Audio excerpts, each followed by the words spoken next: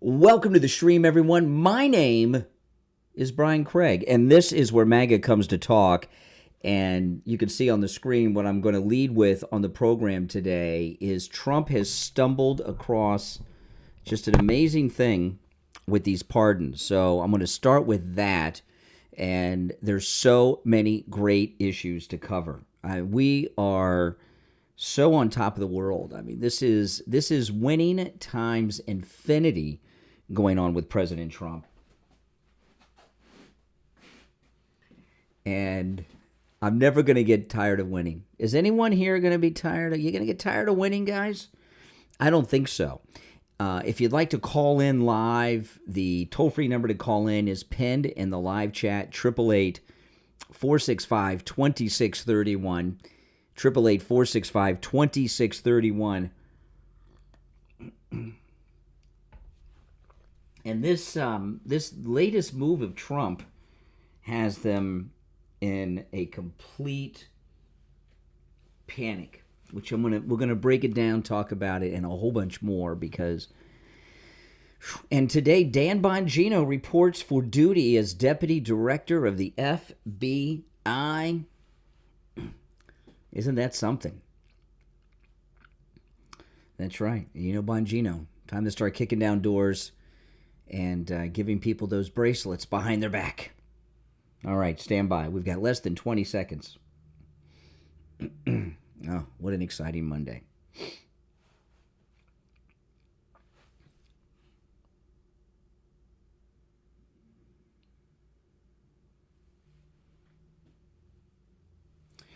Welcome to the program, everyone. I'm Brian Craig. This is Florida's longest-running radio show, The Steve Kane Show, on the radio since 1977, celebrating 48 years on the radio, and it's St. Patrick's Day. Oh, what an exciting St. Patrick's Day, because on this St. Patrick's Day, we are winning. The best way to describe the MAGA wins and the Trump winning, this is winning times infinity and beyond. Yeah, just like Buzz Lightyear, to infinity and beyond. We are winning on levels that no one could have envisioned. Well, it is Monday, St. Patrick's Day, and we've got so much to cover. I can't even tell you how many major breaking news stories there are today. But I'm going to start with what I think is the biggest story of the day, and this involves Trump, Biden, and the autopen. And Trump dropped something on Truth Social last night that has Washington in a complete state of panic. And there are people from sea to shining sea that are waking up this morning with anxiety attacks that are not going to go away anytime soon. And we're going to talk about this. Now, the autopen, I'll share with you what Trump posted to Truth Social that's freaking everyone out in a moment. But this autopen is not just, people, the autopen, big deal. It's a very big deal. And President Trump over the weekend posted a meme on Truth Social. That's not what the breaking story is, but it was foreshadowing what he dropped last night. So President Trump showed this meme on his Truth Social over the weekend. It was hilarious. And it was a wall that had the official portraits of the presidents of the United States on it. So, it started with President Trump's official portrait from his first term, and then the next portrait wasn't Biden, it was the autopen, and then the portrait after that was his new portrait for the 47th president, his second term, and of course, that's a take on his mugshot. And the autopen, and it's hilarious. And, for something to be funny, there has to be truth to it. And the autopen portrait was hilarious. And then President Trump posted this to Truth Social yesterday. Listen to this. This is the President of the United States, Donald John Trump, the 45th and 47th President of the United States, who posted this. Listen. The pardons, and he put pardons in quotation marks, which implies pardons in name only. The pardons that sleepy Joe Biden gave to the unselect committee of political thugs and many others are hereby declared void, vacant, and of no further force or effect. And President Trump, when void, vacant, and of no further force or effect, he wrote every letter of every one of those words in caps, which means he's shouting it out. Now, he is the President of the United States, so when he says void, vacant, and of no further force or effect, that's not just some guy posting things to social media. That's it. So let me start over. The pardons that Sleepy Joe Biden gave the Unselect Committee of Political Thugs and many others are hereby declared void, vacant, and of no further force or effect because of the fact they were done by autopen. In other words, Joe Biden did not sign them, but more importantly, he did not know anything about them. The necessary pardoning documents were not explained to or approved by Biden. He knew nothing about them, and the people that did may have committed a crime. So, yeah. So these pardon, and it's not just the J6ers, okay? And when I say the J6ers, I'm talking about the Liz Cheney committee. Those are the new J6ers. Those pardons are not valid. And there's a whole bunch of other ones, too. And by the way, that would include Fauci and General Milley. This is an article in the Daily Mail about it. Trump voids Biden's pardons after ex-president used autopen signature and moves to investigate Fauci and Cheney. Donald Trump, and this is being widely reported, by the way. This is everywhere. This to me is the biggest story of this morning. Donald Trump declared his predecessor's last-minute pardons void, vacant, and of no further force or effect as he warned that members of the House committee investigating the J6 riots, Daily Mail liberal, can now face prosecution. Trump claimed late Sunday night that because Joe Biden used an autopen, the pardons cannot be enforced, and even made the stunning suggestion they were signed without the former president's knowledge. The pardons that Sleepy Joe Biden gave to the Unselect Committee of Political Thugs and many others are hereby declared void, vacant, and of no further force or effect because of the fact that they were done by autopen. Now, you got to understand this, again, this is not just a guy posting stuff to social media. Donald Trump is the sitting president of the United States. So he has access to information, including the logs of the autopen that back all this up. In other words, Joe Biden did not sign them, but more importantly, he did not know anything about them. That's the president. The necessary pardoning documents were not explained to or approved by Biden. He knew nothing about them, and the people that did may have committed a crime. Therefore, those on the Unselect Committee who destroyed and deleted all evidence obtained during their 2-year witch hunt of me and many other innocent people should fully understand that they are subject to investigation at the highest level, Trump wrote. Biden had issued preemptive pardons for all 9 members of the J6 committee, including Bernie Thompson and Liz Cheney. The fact is, they were probably responsible for documents that were signed on their behalf or consent of the worst president in history of our country, Crooked Joe Biden, Trump said on Sunday. Trump has repeatedly hit out at the House committee investigating the Capitol riots as compromising radical left Democrats and a few horrible rhino Republicans. So, and also Fauci is in that, and there's many others. So this tells me, since Dan Bongino is reporting for duty today as deputy director of the FBI, there is an investigation going on with this. And, you know, though I've been telling you that someone's been authorizing all kinds of things. Now, who had the autopen? I would imagine a lot of the times it was Jill. But do you think she actually used the autopen or just authorized its use? And who knows, she even authorized its use.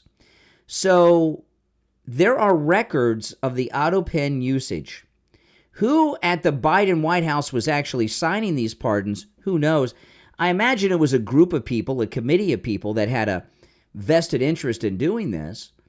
So if you go to one of these people who are, it may be people whose names we know, and who knows, they could have been handing this autopen around for people to use in rotation. There could have been 50 to 100 people over the course of the Biden regime who were using the autopen.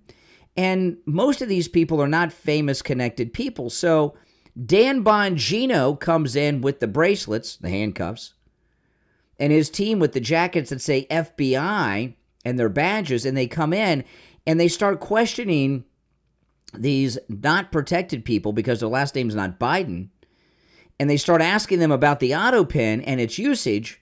Are they going to sing like a canary for a deal, or are they going to try to cover up and commit crimes and lie to federal agents? And I would say Bongino will get someone to crack, wouldn't you? And very well may get multiple people to crack. But remember, the first one to squeal gets the deal. So I imagine that Dan Bongino is going to be all over this. Now, this is not the only investigation or the only story we're going to cover today. We're going to cover quite a bit. Now, I want to tell you guys about the free doorbell camera offer from Slomin's. If you've not taken advantage of this, please do. This is incredible. I talked to you guys so much about this incredible doorbell camera. I love it. I get a notification no matter where I am on my cell phone when there's movement at my door. We're 12 days away from our cruise. No matter where we are, I'll know every time someone is near my door. And you can get a doorbell camera for free that connects to your smartphone too with the installation of your Slomin Shield. Slomin's is going to give you a free customized home security system and professional installation when you use their low-cost central station monitoring. You get an LED touchscreen, a motion detector, 10 contacts, a lifetime warranty, and a backup battery. Plus, you get a free doorbell camera with the installation of your Slomin Shield. Call Slomin's no matter where you're located. Take advantage of this. It also makes a great gift for mom, dad, your adult children.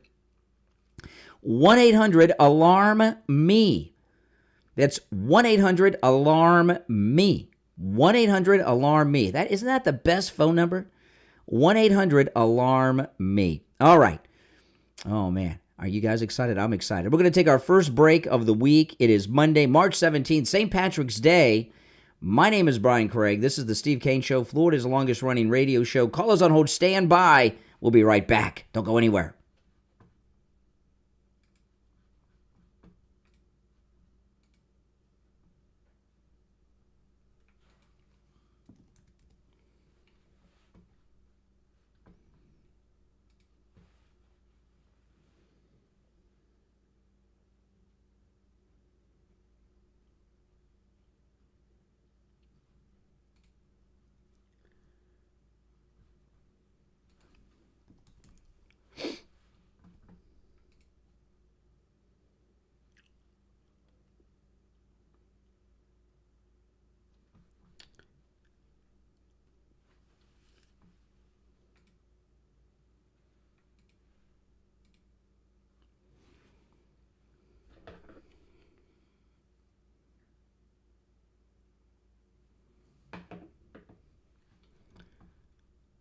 Are you guys excited about this? If you're on hold, hang in there. Oh. Who do you think Dan Bongino is going to look at first?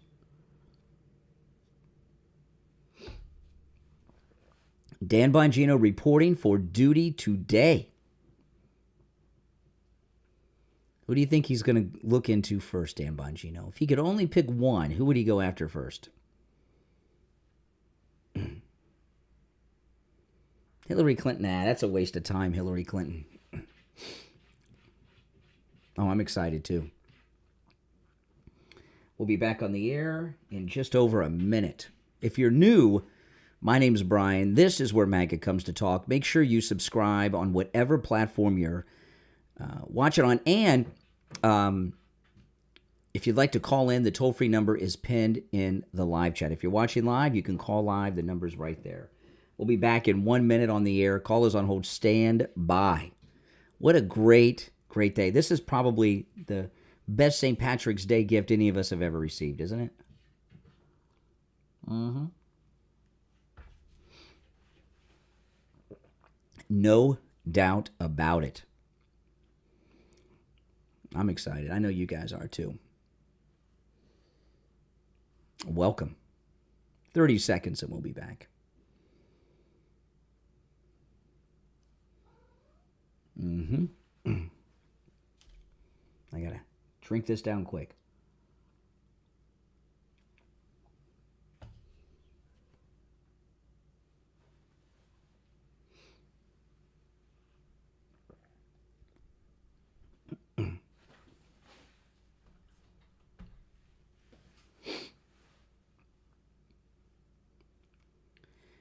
Welcome back, everyone. My name is Brian Craig. This is Florida's longest-running radio show. If you're just tuning in, President Trump has declared that Joe Biden's pardons are void, vacant, and of no further force or effect because he did not authorize them, and they were done without him being briefed. With someone or multiple people using the autopen, an investigation has been launched. This is exciting. And today, Dan Bongino reports to work as the Deputy Director of the FBI.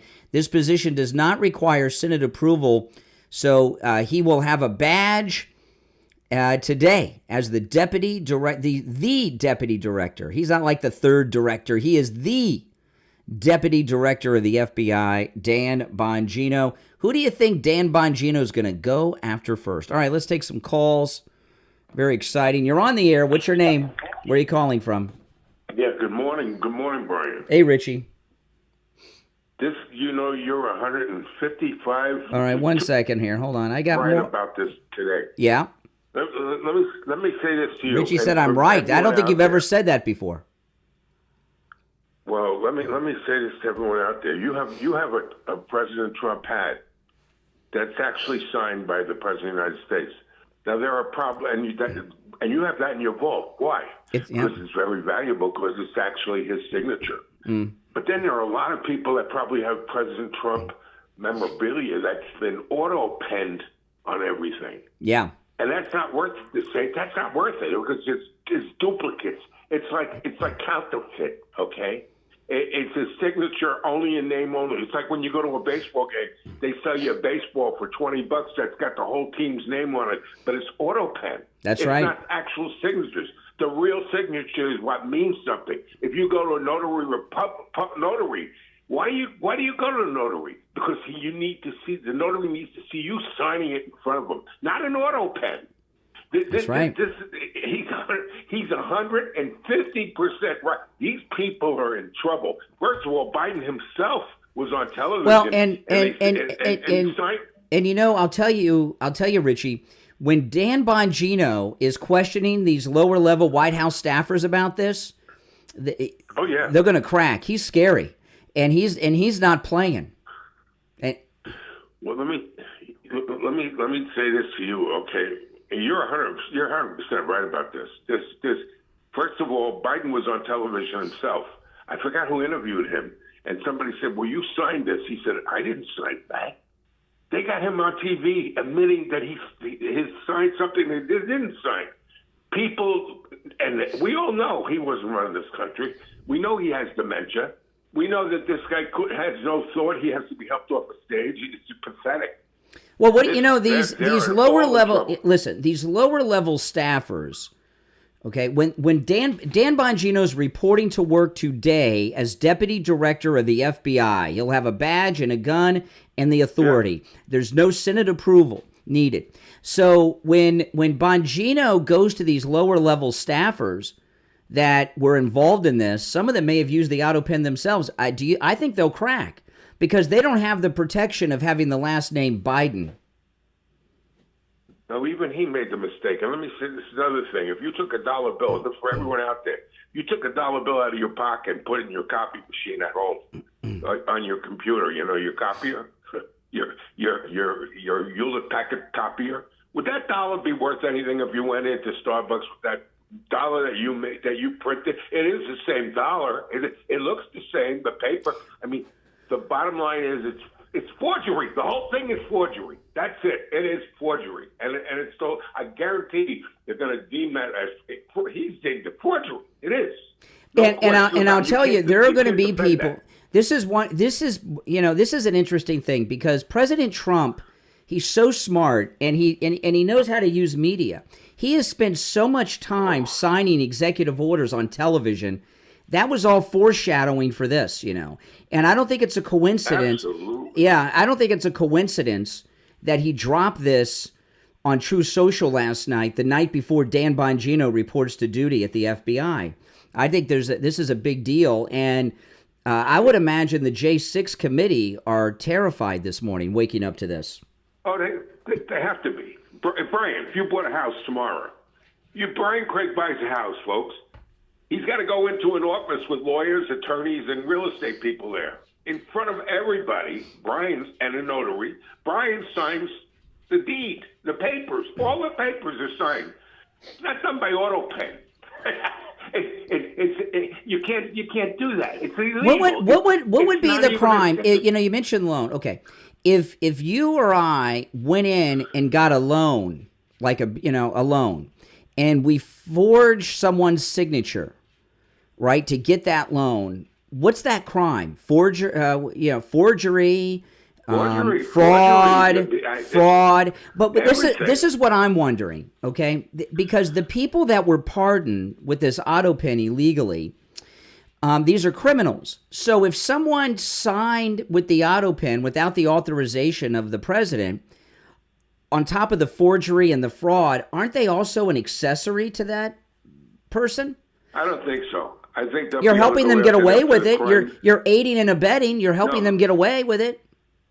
Well, I don't know if they knew that they were autopen. I think that everybody. No, I'm talking about who used the autopen. I don't think Joe Biden was sitting around using it.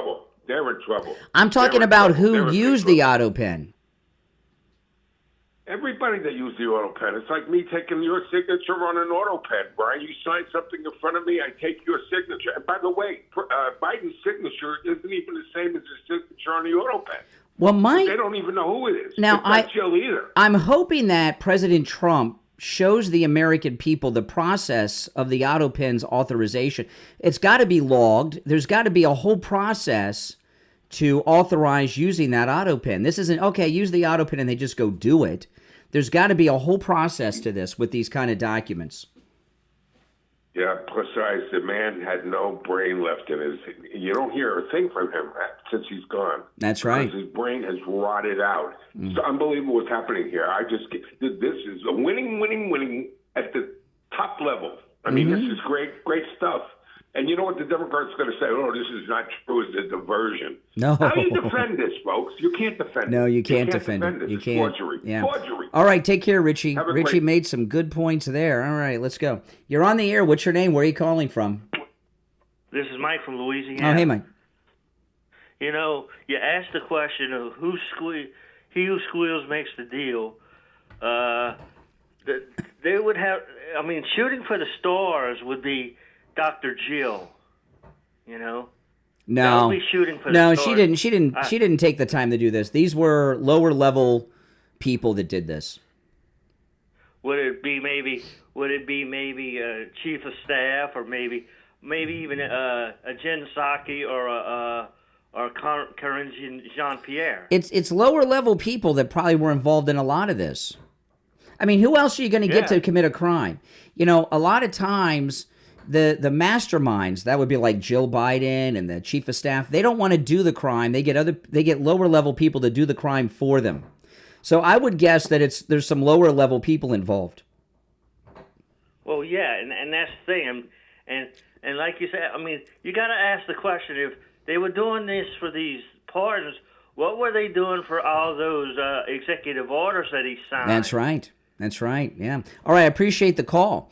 Yeah. If you're on hold, hang in there. You know, I want to talk about my pillow. You know, one thing I've noticed about growing older, it's so interesting how, you go through these life changes when you're on the air. You got, some of you have been with me since I was a teenager, and here I am next month. I'm going to turn 54.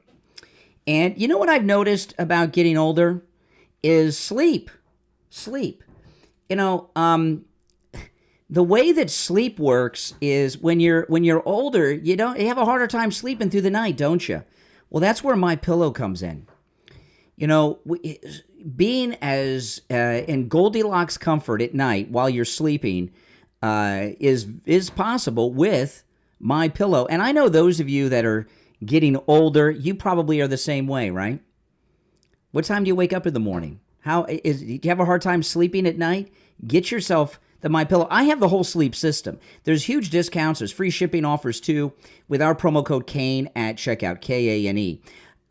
Every night I have the MyPillow mattress, the MyPillow mattress topper. I've got the MyPillow sheets, and I've got the MyPillows themselves. Okay, so I'm sleeping, my wife and I, like Goldilocks each and every night. okay, each and every night, because we have all these things. There's huge discounts right now, savings up to 80% off. There's the MyPillow mattresses are on sale with our promo code Kane. The pillows themselves, the sheets, the mattress toppers, they're all on sale with huge discounts. And, being up all night and being restless as you grow older, that's not the way you have to live your life. How many of you are taking sleep aids? Oh, my goodness. Get yourself the whole MyPillow sleep system like I have and sleep like Goldilocks each and every night. Go to MyPillow.com. Use our promo code Kane at checkout, Kane. You can also order by phone, toll-free, 1-800-716-4879.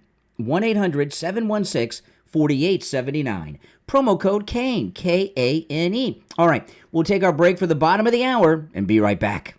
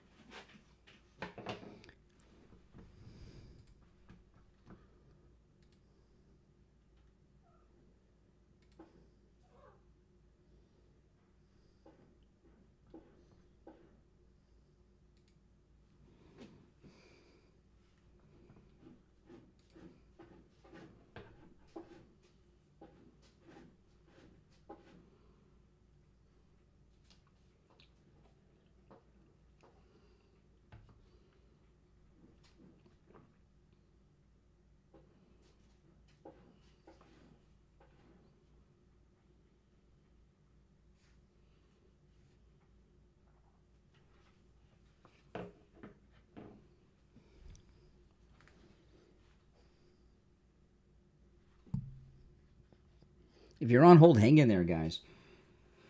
We'll be back in about 90 seconds, maybe a little longer. Oh, St. Patrick's Day, man. Isn't it better when St. Patrick's Day, though, is on a Friday or a Saturday? Monday's no good.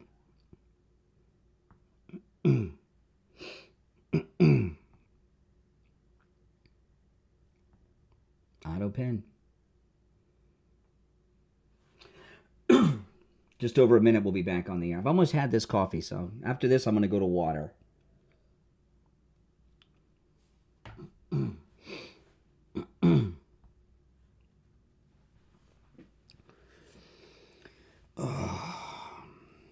Welcome, everyone. If you're new, my name's Brian. This is where MAGA comes to talk.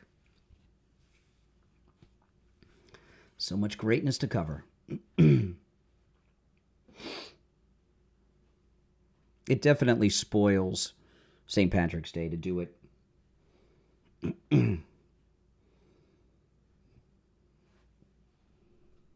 Have it on a Monday.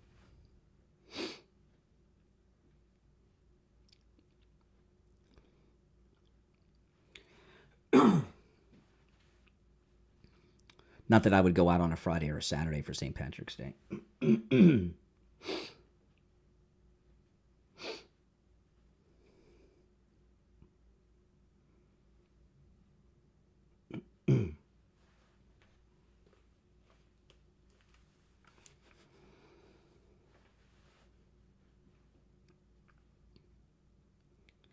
Welcome back, everyone. My name is Brian Craig. This is the Steve Kane Show, and the President of the United States, Donald John Trump, our favorite president, he's given us just the greatest St. Patrick's Day gift ever, and he posted on Truth Social. I'm going to read this at least once, if not twice an hour, because this is just so fantastical. The pardons that Sleepy Joe Biden gave President Trump posted this to Truth Social yesterday. The pardons that Sleepy Joe Biden gave to the Unselect Committee of Political Thugs, that's the Liz Cheney committee, and many others, that would include Milley, Fauci, and many others, are hereby declared void, vacant, and of no further force or effect. Those are the words of the President of the United States, because of the fact that they were done by autopen. In other words, Joe Biden did not sign them, but more importantly, he did not know anything about them. The necessary pardoning documents were not explained to or approved by Biden. He knew nothing about them, and the people that did may have committed a crime. So we're waking up to a great day on this St. Patrick's Day. We have a lot of stories to cover, and I'm going to go through a lot. If you're on hold, hang in there. Our number is toll-free 1-888-465-2631. 1-888-465-2631. Just a quick mention on St. Patrick's Day, and I know St. Patrick's Day on a Monday, oh boy, I know everybody wants it on Friday or Saturday, it's on a Monday. I went to, the way liberals run towns, I went to Fort Lauderdale yesterday morning, and I was at the Riverwalk area in downtown Fort Lauderdale. Now, I grew up in Fort Lauderdale. My mother lives in Fort Lauderdale. I love Fort Lauderdale. But I'm walking around. They had a bunch of St. Patrick's activities going on. It was like 10 o'clock in the morning, and the place is filled with drunks already because the bars are all open. You know, they're doing some, I don't know, they had some running event. There were people wearing green St. Patrick's Day tutus, men and women, who were running in something, and a lot of drunks around. The bars open 10, 11 o'clock in the morning on a Sunday. Oh, my goodness. But I'm walking around by the intercoastal waterway, and as I'm walking, I almost stepped on a homeless guy that was sleeping in the grass. My goodness. Liberals love the homeless. I guess it makes them feel superior. I'm surprised I didn't catch a whiff of him because after a few minutes, I started to smell him.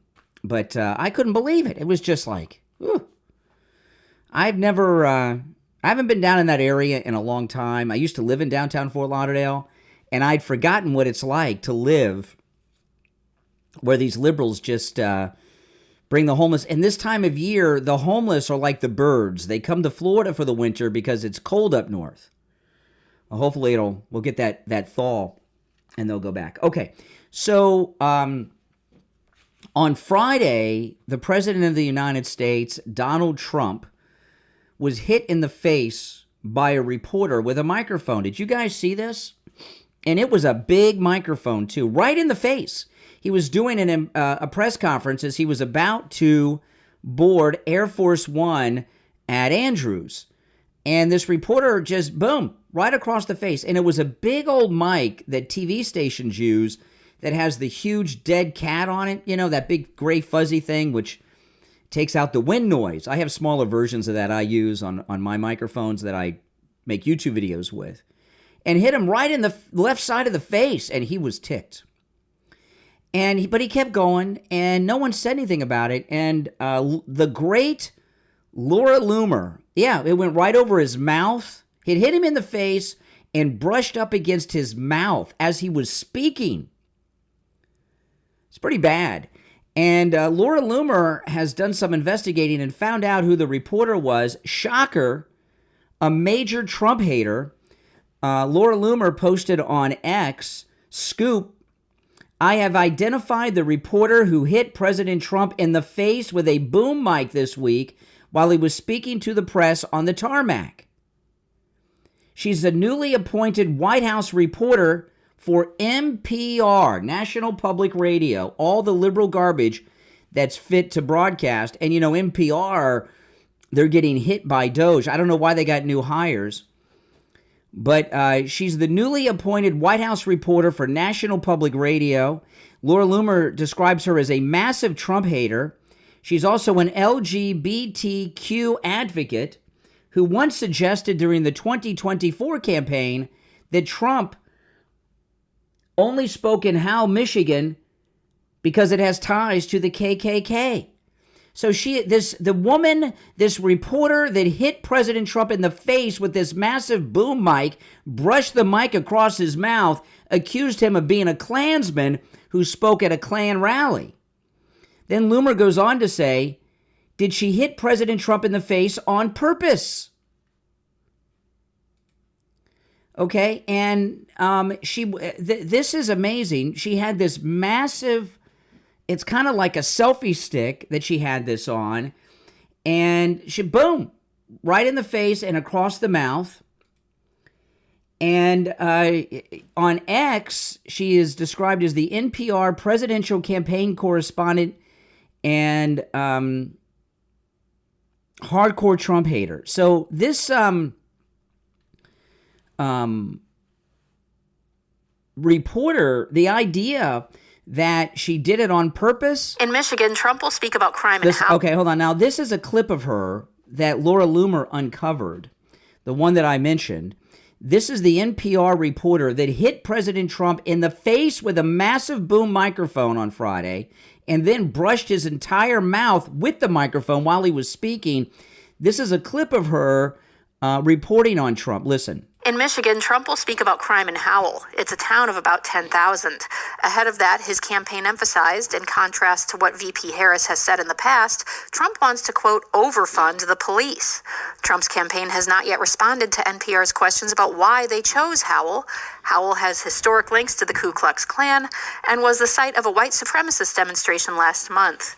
Danielle Kurtzleben, NPR News, Detroit, Michigan.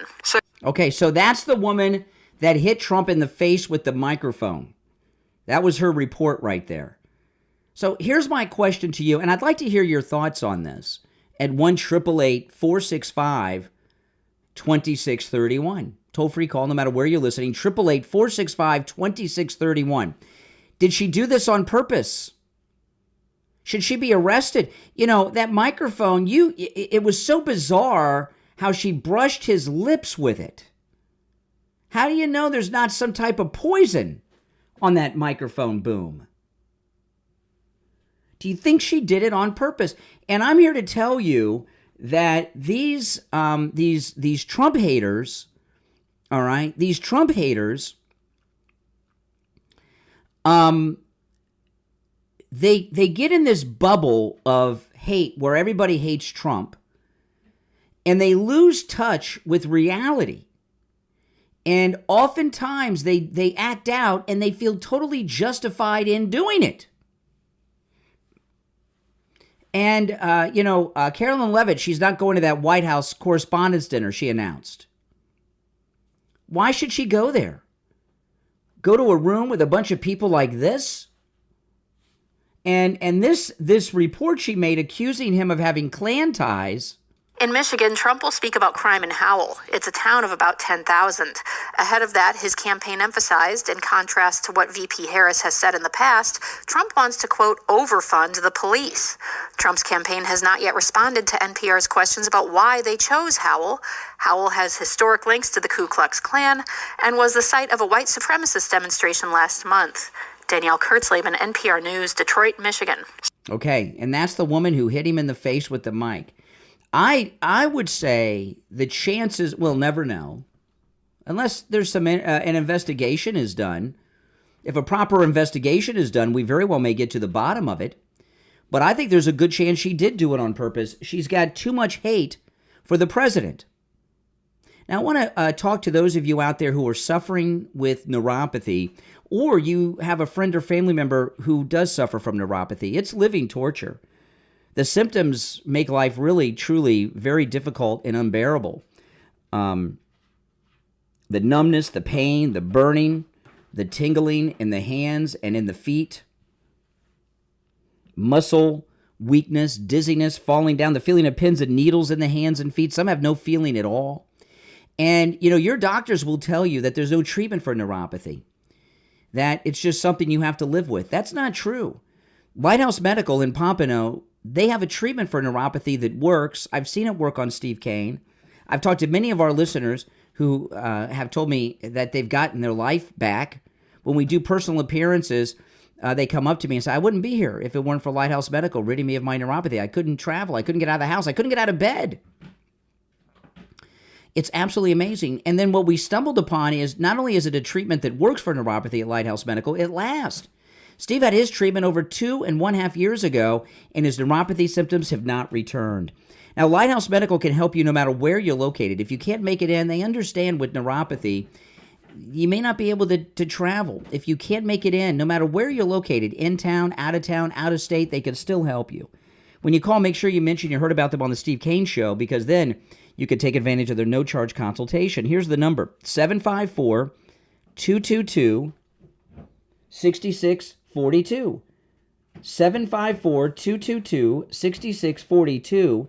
That's 754-222-6642. And online, lighthousemedicalcenter.com.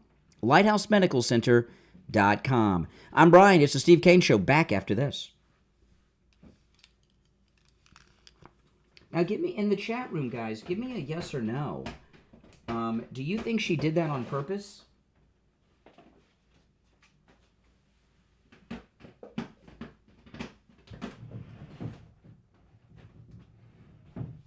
Do you think she did that on purpose? Yes or no? I would say yes. I mean, you look at that hate that she has. That's a whole nother level. Here's another story on I'm going to cover when we get back.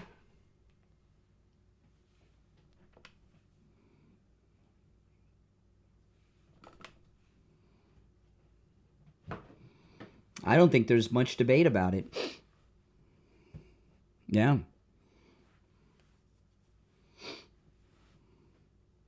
I don't think there's much debate about it at all.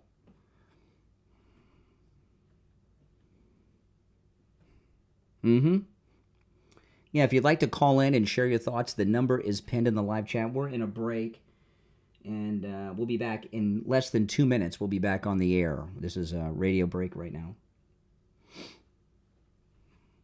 Happy St. Patrick's Day. Yeah, I mean, this is insanity.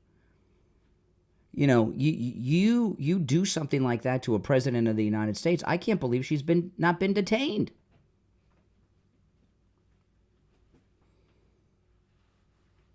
She should have been detained immediately. It's a definite. I would put this down as another Secret Service fail. There could have been anything on it. I mean, Amy Coney Barrett gave him COVID.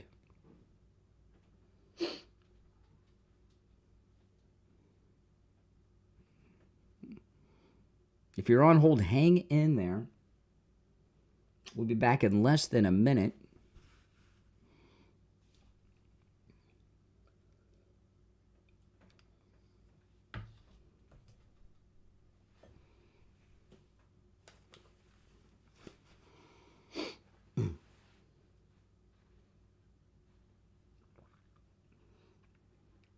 About 30 seconds, we'll be back.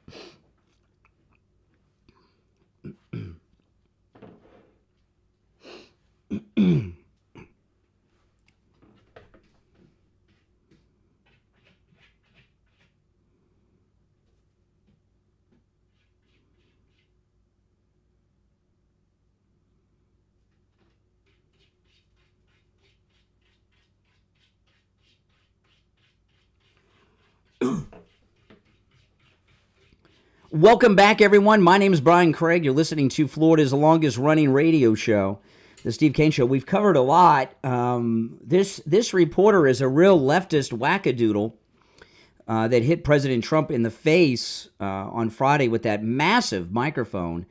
And the whole thing was unusual. I've never seen a boom mic held by a reporter on a selfie stick like that. Very strange. All right, let's go to the phones. You're on the air. What's your name? Where are you calling from? Oh, here we go. You're on the air. What's your name? Where are you calling from? All right. Once, twice. All right. You're out of luck. The rest of you on hold, stand by. Here's another article. This is about this. Again, this is about the reporter that hit the president in the face with the microphone on Friday on the tarmac. This is from the Gateway Pundit. Far-left NPR journalist Danielle Kurtzleben revealed as the one who hit President Trump in the face with a boom mic. Laura Loomer breaks the story. And they actually have a photograph of her far away holding the mic and actually doing it. Okay, so here we are. All right, let's go. You're on the air. What's your name? Where are you calling from? Good morning, Jeff from Maine. Hey, Jeff. How you been? Okay. Hey, that's pretty incredible that any mic was that close to her. But isn't everything that everybody comes through checked pretty close? I don't know. I mean, they look how close they were in Butler and at the golf course. That's true. But, that's uncalled for. And she's a liberal nut job, and I'll guarantee you she said something to someone about it, laughing about it or admitting she meant to do it. So, these liberals have gone out of their mind. But, the best thing I think that's going to happen is very soon we're going to see a lot of arrests because of the last administration. I believe justice is coming.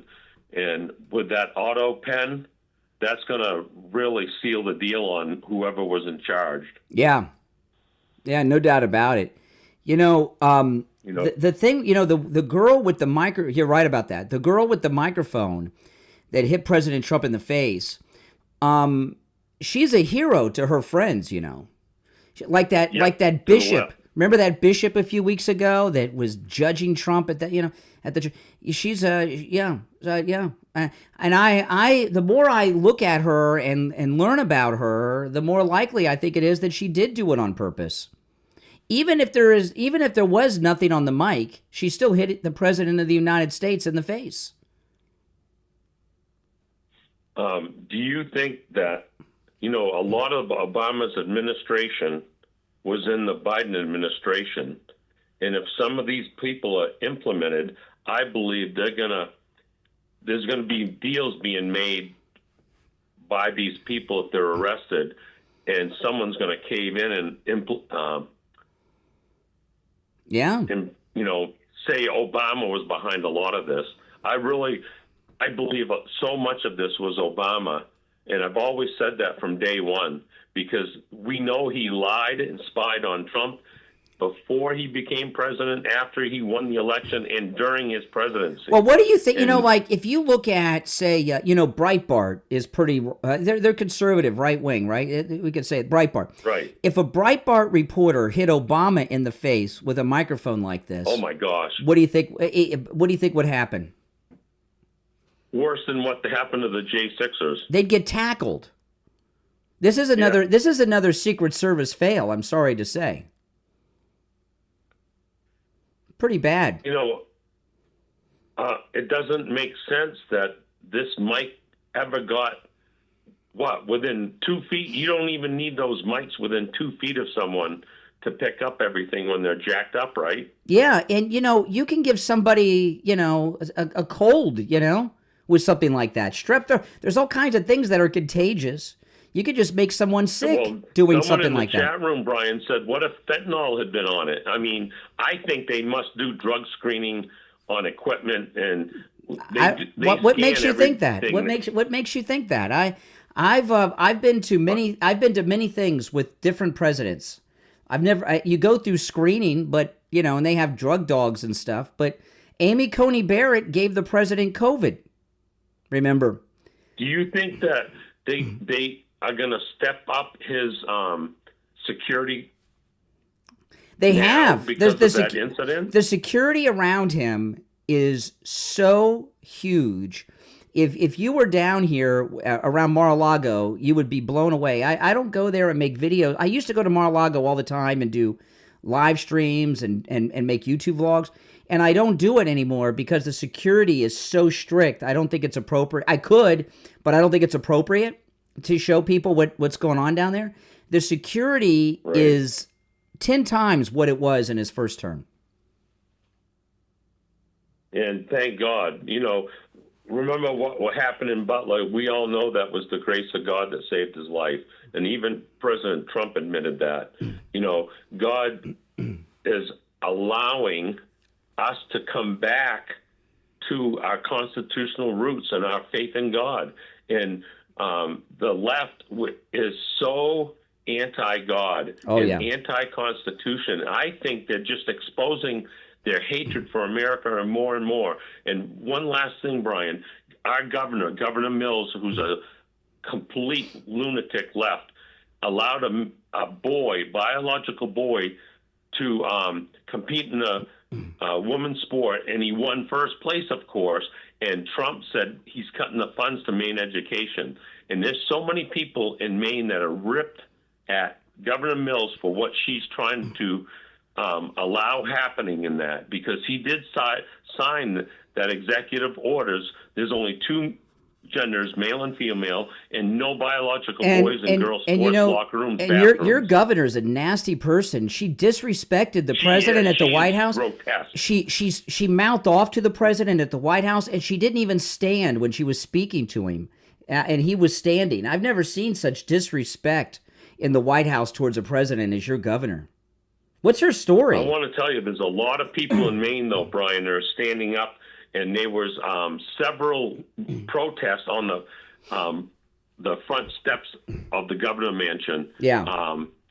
And Mainers are waking up. District 2 which is the northern 2/3 of the state, has the least population, but we had the largest land, and they voted for Trump. It's District 1, that's the Portland area up to about Farmington.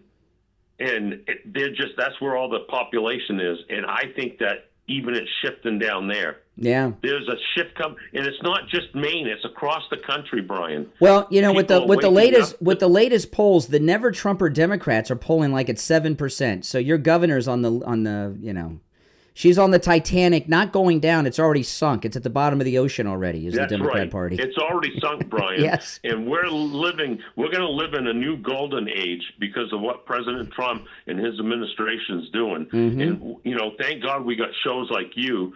And there's people just fed up with what's going on in our government. And it's about time that we got a true patriot running our country again. That's right. All right, take care. I appreciate the call. Yeah. Well, we've got so much to cover today. If you're on hold, hang in there. And the next time, there's a couple of other stories I'm going to touch on too after the top of the hour. But I believe the story of the day is the pardon story, and I'm going to be covering that every hour because I don't know, this is huge. And what a lot of people don't realize because they hate Trump so much in the media is when he says something, he's not just some guy saying something. He has access to tons of information, including the logs about the autopen. You're on the air. What's your name? Where are you calling from? Oh, there you go. All right, you're on the air. What's your name? From New Zealand. Go ahead. You're on the... How you doing, man? I'm all right. You're on the air. Is this the show? Yeah, you're on the air. What's on your mind? Yeah. No, I was just scrolling on my YouTube and I saw your show. Yes. And just stand by from me. where I am, I'm just wondering what makes you a MAGA guy? Well, why have you come to that conclusion? After everything that's been going on. Because America has been hijacked by traitors, gangsters, and corrupt politicians for decades, and President Trump is putting America and Americans first. And if you just to sum it up quickly, that's why I'm MAGA. Well, I kind of got to disagree with you on that one, respectfully. What part do you disagree How do you with? feel about him saying? What part do you disagree with? How do you feel about him saying Ukraine invaded Russia? He didn't say that. He didn't say that. He said it many times. No, he never said that. He said it many times. No, he never said Ukraine invaded Russia. He did not say that. Maybe because where are you calling me from with this accent? I'm calling you from New Zealand. New Zealand. Maybe you just have a hard time understanding his American accent.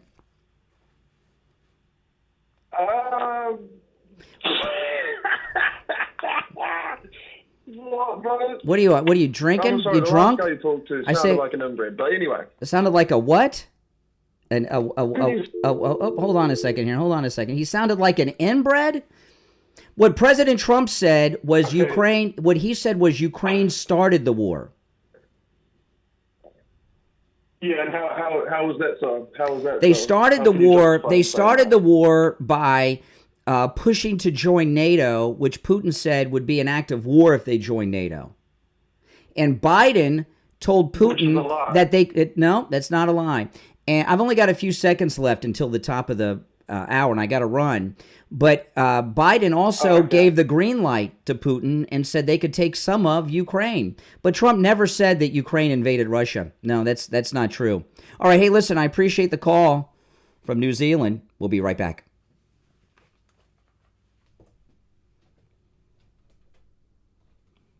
My goodness.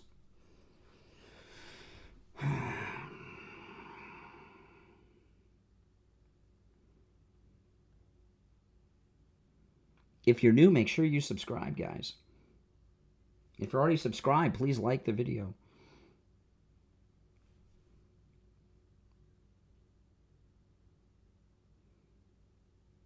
This is top of the hour break for the radio. That makes no sense at all, but okay.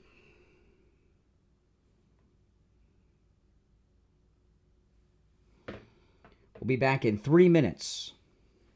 3 minutes.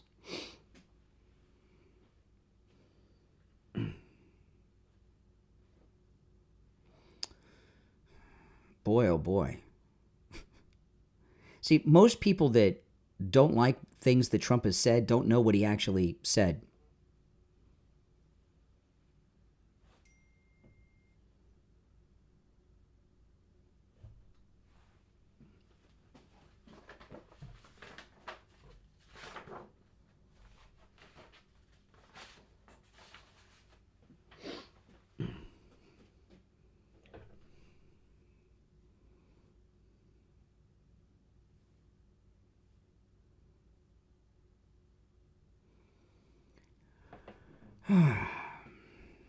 New Zealand. No, nobody cares about New Zealand's politics.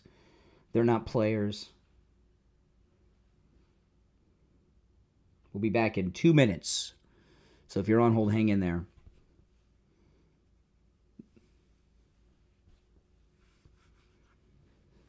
Remember when that lady, Prime Minister in New Zealand, they were playing the Muslim call to prayer on television and she was wearing the Muslim clothes? Oh, my goodness.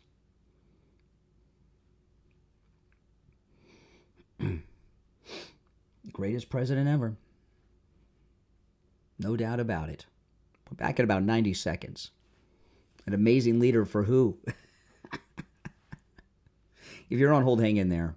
I'm going to go back to the phones.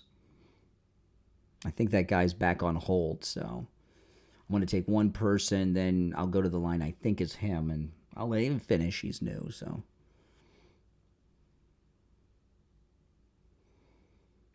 We only care in America and Americans. We don't care about New Zealand. We don't care about Australia. We don't care about Europe, nothing. We care about the United States. And Greenland. We want to make Greenland part of the United States. We care about Greenland, too. So if you're in Greenland, we like you guys.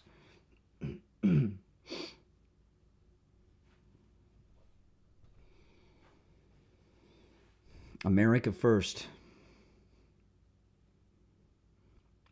Back in about 30 seconds.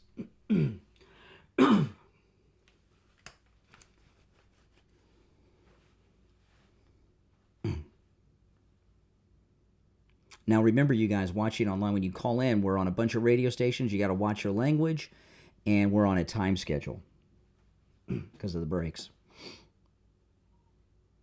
All right, stand by.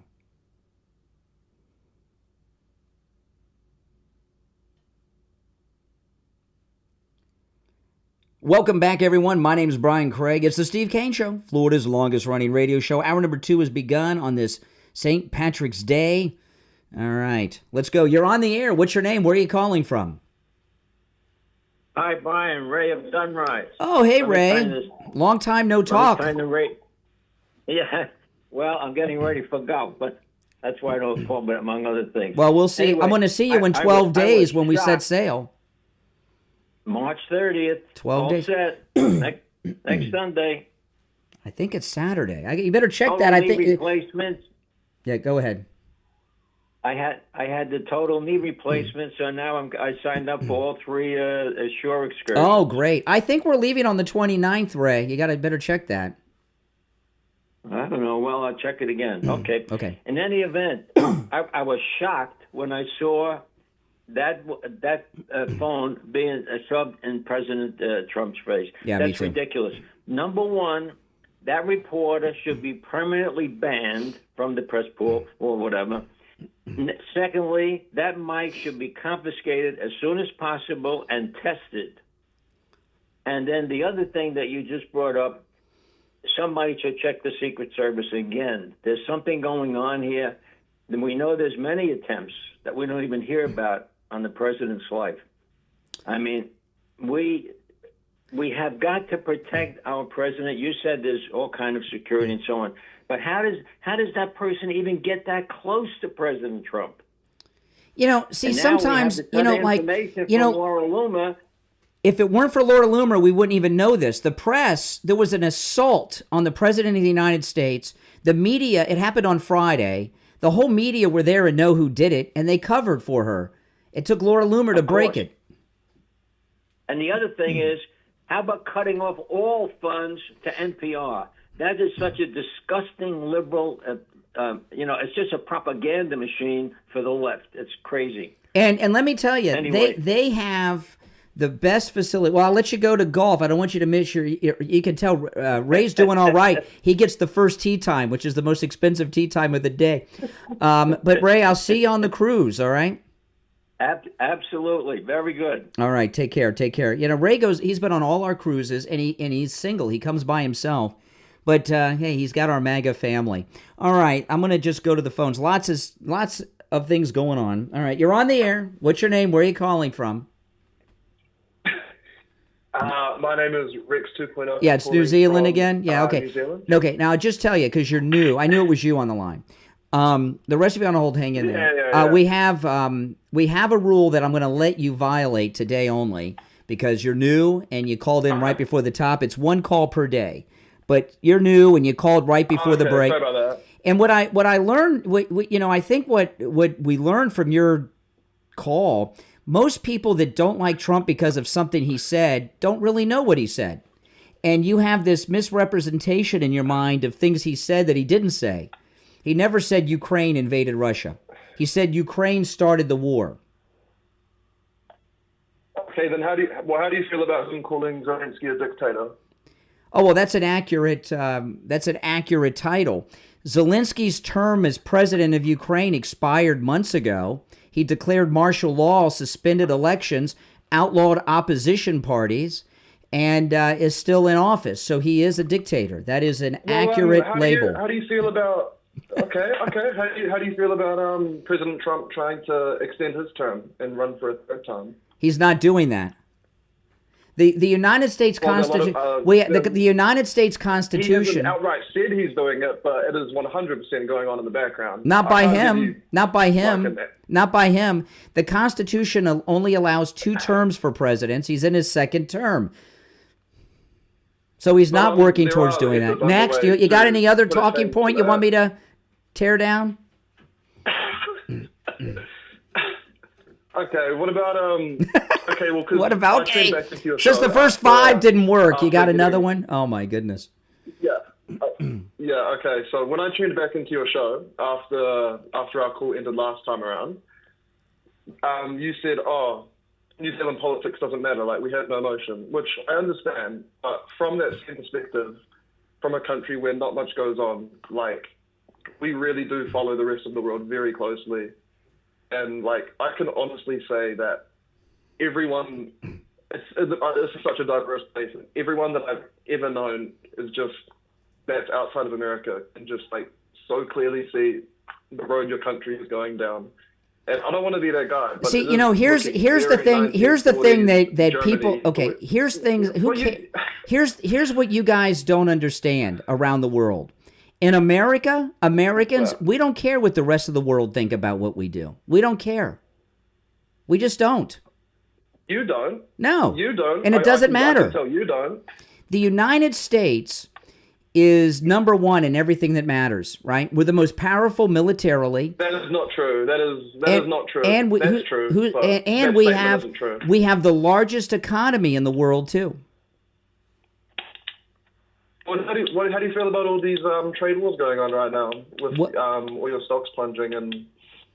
What trade wars are you talking about? People's retirement accounts are getting hammered right now. He wants to gut Social Security. No, he's not gutting Social Security. Where do you get your news and information from down in New Zealand? You got a bunch of liberal talking points. Pundit, not from Fox News, not from the propaganda machine. Brother. Well, you should spend some time watching me online down in New Zealand. We got a lot of listeners in Australia. We got a few in New Zealand, and people are waking up. But you should listen to me more and go to the Gateway Pundit. I implore you to do the same. No, I don't. I pray every day that people in your situation will do the same. Will do what? Look at it through another perspective. No. We only care about the American perspective. Look at new perspectives. Talk to new people. I can tell by listening to you speak that you don't know much about the world. We don't care about the. We don't care. Know much about the world. We don't care about the rest of the world in America. Okay. Let me give you an example. If the United States today was wiped out, the world would collapse. Right? Everything would fall apart. Militarily, security-wise, financially. If New Zealand was wiped out today, how long until if New Zealand were wiped out today, how long until the world would even notice? Yeah. I mean, I could make the same argument. No, you couldn't. Beef exports, wool exports. Sports? We're a big player in those. Soccer? Oh, please. During the winter if New Zealand were wiped out today, all right, today's Monday, right? If New Zealand were wiped out today, we may not even know about it till next Monday. All right, take care. Good to talk. Call another time, but it's good to talk to you. Oh my goodness, I almost feel bad for that guy being from a country that's not a player in the world. Isn't that something? Oh my goodness. Oh, Ray was right. We're leaving on the 30th. Dan, who's another one of our cruising family members, he just sent me a text. We leave on the 30th. I thought we were leaving on the 29th. Well, I appreciate Ray and Dan letting me know. I would have been at Port Everglades a day early with all my luggage. We are leaving on the 30th. All right. Oh, boy, oh, boy. Haven't I not been saying the 29th the whole time I've been promoting the cruise? I was a day off. I could have swore I said the 29th, but I just got it. Dan sent me a screenshot of the reservation. It's March 30th through April 6th. Oh, my goodness. All right, we are coming up on a break. If you're on hold, stand by. Our number is toll-free 1-888-465-2631. I want to talk about Dr. Philip Appleton in his laser away pain treatment. He's rid me of pain 7 times. You know, Saturday, Dr. Appleton and I had lunch together. He took me to lunch at a Mexican restaurant in Boca. I've never been to it before. It was the best Mexican food I'd ever had. I tell you, it was, they say at this restaurant, I don't remember the name of it, but they should be advertising on our radio station. They all the food is fresh and made right there, and I'm like, yeah, you know, whatever, you know. And then I tasted it. It was like, oh my goodness, it was completely fresh, and you could tell it was homemade right there. And Dr. Appleton and I had a great lunch on Saturday. But if you're in pain, you don't have to be. Go see Dr. Appleton. Have him talk to you about it, and treat you with his laser away pain treatment. It works. It rids you of every type of pain I've ever heard of.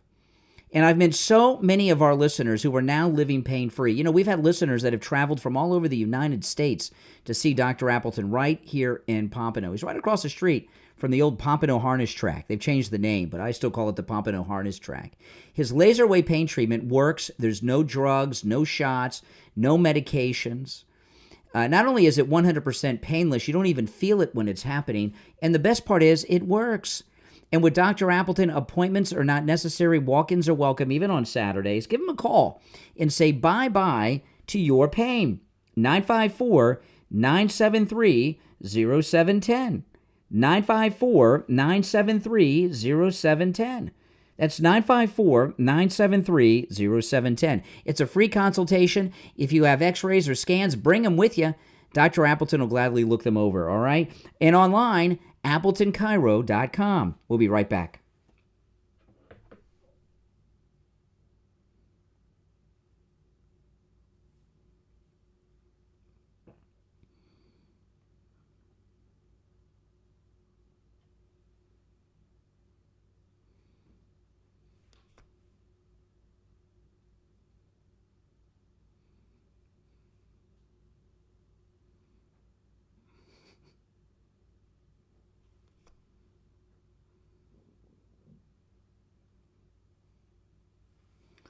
I almost feel bad for that caller.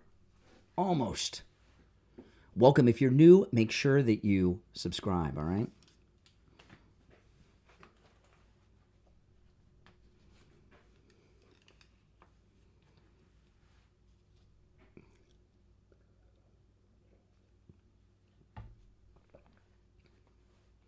Pretty cool, though, getting calls from around the world. I'm glad we're leaving on Sunday. I thought we were leaving on Saturday. That means I have Saturday to get all my stuff together. But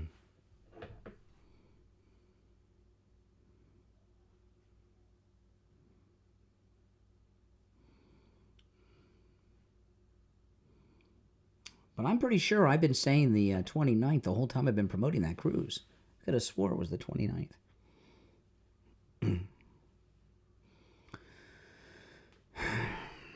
So what do you guys think? If New Zealand was wiped out today, how long until the world would notice? What would be your guess? How long until the world would notice? The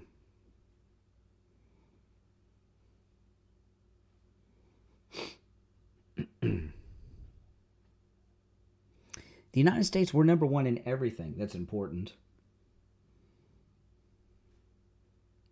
We'll be back in 2 minutes. This is our quarter of the hour break on the radio. The UK would notice? A few days later. 3 weeks with 5 months minimum. Someone says a year.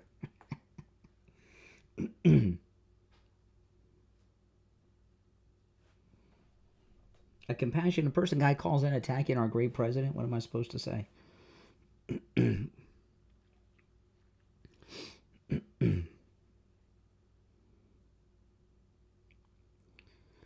90 seconds. We'll be back.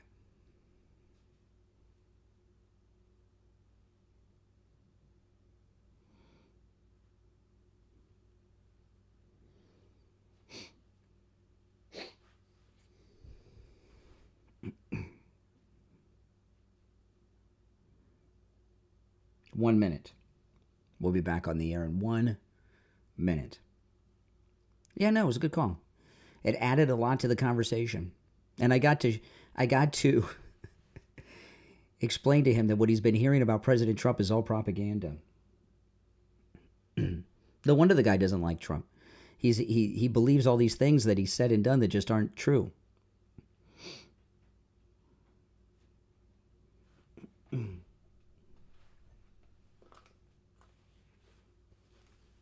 20 seconds.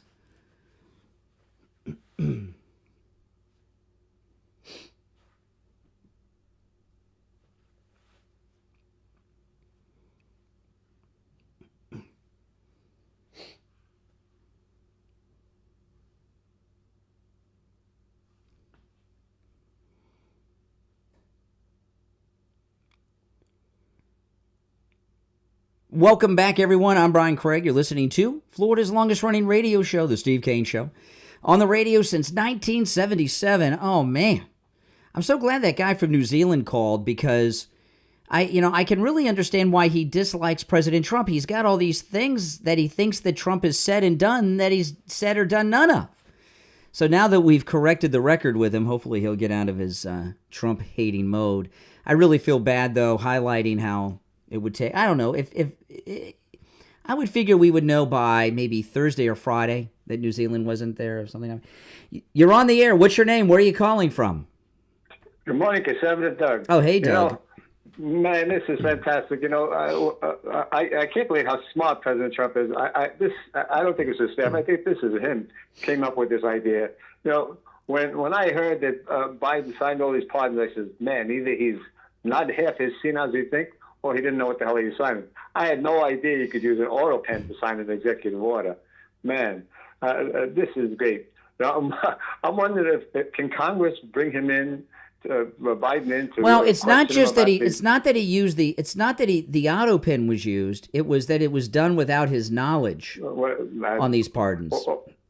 That's exactly what I'm saying. If he didn't know, I think even if they put it in front of him and he did sign it, he didn't know what he was signing. I think he's that senile that, they said he couldn't even stand trial. So if he's that senile, then even if they put it in front of him, but I don't think he had the stamina to sign all his executive orders. President Trump sat there all damn day and signed one after the other after the other. Executive orders, I would think, is supposed to be signed personally, not autopen. Well, I don't know, but I know the autopen has not been used as much as people think. Obama used it once to sign a bill into law. He was in Hawaii or something, and it was in D.C. These things happen, but pardons are something different. And I think this is a real thing that they have evidence on, and that's why President Trump has been making such a big deal, having these ceremonies where he's actually signing the executive orders. And he even signed pardons, if you remember. He signed pardons on TV. Yeah, and I've never seen that before with the J6ers and everything. And I think he did all the signing of the pardons and the executive orders because he knew this was coming. That would be President Trump. He's thinking ahead all the time, way ahead of us. Man, he smart guy. And I'm thinking that if they brought Biden in for questioning, he'd be lost. He couldn't answer any questions. So I don't know what they're going to do, but man. Well, they're investigating. They're going to investigate, and they're going to start questioning Biden staffers. Biden staff, but it all comes down to Biden. Biden has to be the one to say, "Oh yeah, I knew exactly what I was signing." I don't think so. I don't think so. If Dan Bongino reports for duty today as the deputy director of the FBI. And when Bongino questions these low-level, middle and low-level staffers, they're going to be terrified. And they may start singing like canaries. I think that's going to happen. Somebody's going to sing because they're not pardoned, and they don't want to go to jail.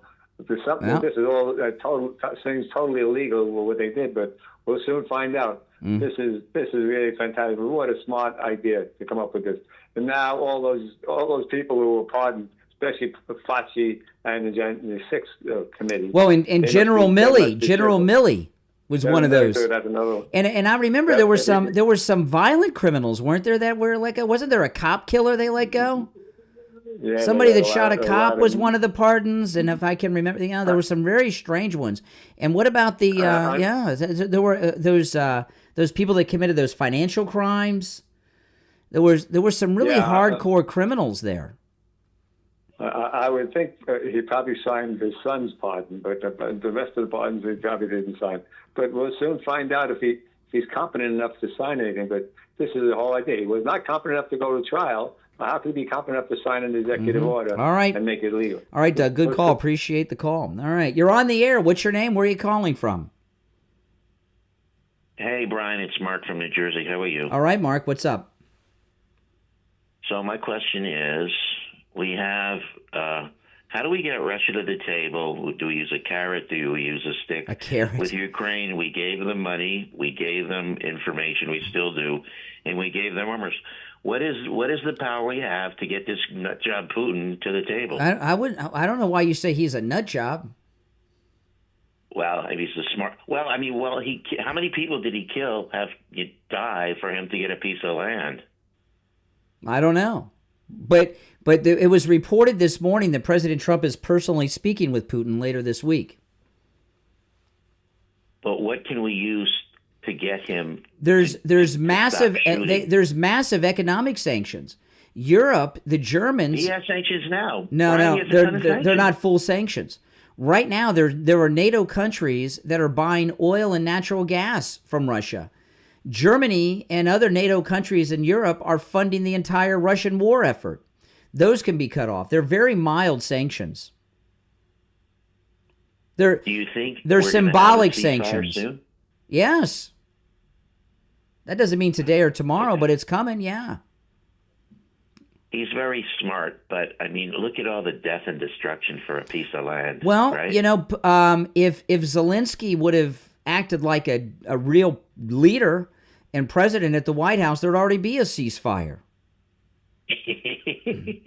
What are you laughing at? I mean, he could. Well, the thing is, he can twist Zelensky's arm. We have power over him, but Russia, it's a little bit different. You follow what I'm saying? No, not at all. Do you really think that delayed? Do you think that delayed the peace talks? The sanctions that Biden put on Russia are symbolic.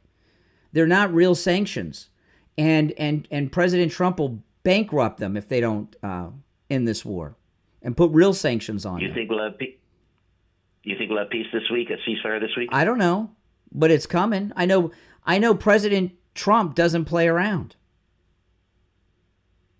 Listen, he did a beautiful job, Trump. How many people did anything for 3 years of death and destruction? This man is pushing and shoving in weeks? This invasion never would have happened if Trump were in office. We all know this, and Putin wants to end the war. He wants Ukraine. How does he want to end the war? He's not going to get Ukraine. He knows that. Russia's not. Russia's a third world country. They're using North Koreans to fight for them in Ukraine. That's true. Yeah, They've captured. Ukraine has captured Ukrainian fighters who are North Korean. That's a sign of a country that's not doing well when they're using North Koreans to fight for them. He's hurting. He's running out of people, right? Like everyone else, he's running out of soldiers. So he wants to end the war, but save. He wants to end the war, but save face at the same time. Don't worry, Trump's got it. You trust Trump, don't you? Oh, I love Trump. I voted for him 2-3 times. 2 times, 3 times. I voted for him. Yeah, not including the primaries. Absolutely, so did I. All right, listen, we're coming up on the bottom of the hour break, but I appreciate the call. If you're on hold, hang in there. Our number's toll free. 1-888-465-2631. You know, I want to talk about Coastal Weight Loss Secret. Over the weekend, I tried on my cruise clothes because, you know, I only get, you know, I got a bunch of cruise clothes. I only wear them once a year on our cruises. And I was trying on my cruise clothes over the weekend because, hey, you know, we're going to be leaving in less than 2 weeks. So I need to try clothes on and make sure that, you know, things fit. And I was about to go and buy some new shorts at Old Navy, and I tried on my old shorts. I couldn't. They fit better than they did on the last cruise because I've lost over 25 pounds thanks to Coastal Weight Loss Secret. And I couldn't believe. I put my shorts on. I was like, look at this. And you know, I lost the weight in all the places I wanted to, stomach and waist. And I noticed my legs because I don't wear shorts too often. And I was wearing the shorts, and I could tell in my legs I lost a lot of weight, just visually. It's really amazing. I lost the weight in the parts of my body that I wanted to lose the weight in. It is amazing. Coastal Weight Loss Secret, it works, guys. I'm going to give you the number. When you call, make sure you tell them you heard about them on the True Oldies channel. I've done no exercise at all. Not eating any weird foods or special things that do, you know. The thing with me, I'm a very, very picky eater. So picky of an eater, it'd be embarrassing if I really got into it, the things I will not eat.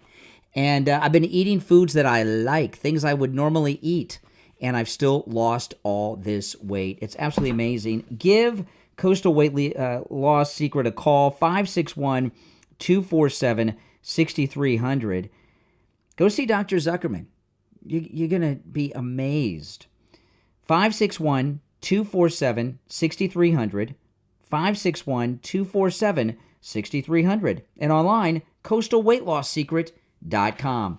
My name's Brian. You're listening to Florida's longest running radio show. We're going to take our bottom of the hour break and be right back.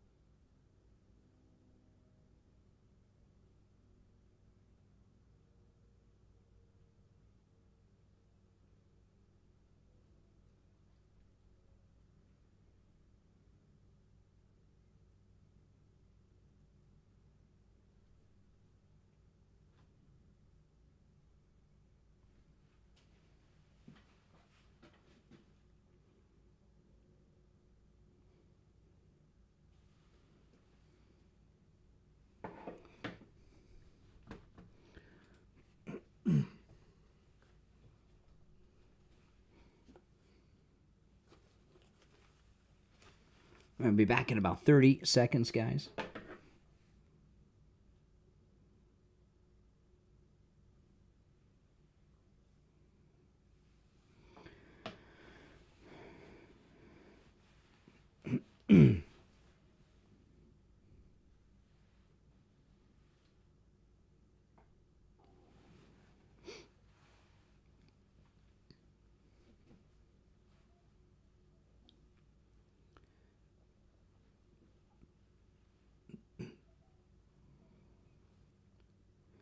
Welcome back, everyone. My name is Brian Craig. You're listening to the Steve Kane Radio Show, Florida's longest running radio show on the radio since 1977. Okay, I'm going to recap a couple of the big stories that I led with at the top of the first hour, and then I'm going to get into the new stories, and there's so many.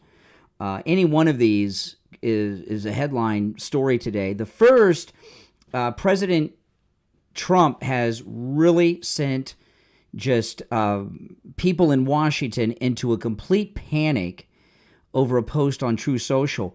And, you know, a True Social post led to regime change in Canada, you know. Trudeau stepped down because of it. So this is about the autopen and the pardons. President Trump posted this on Truth Social.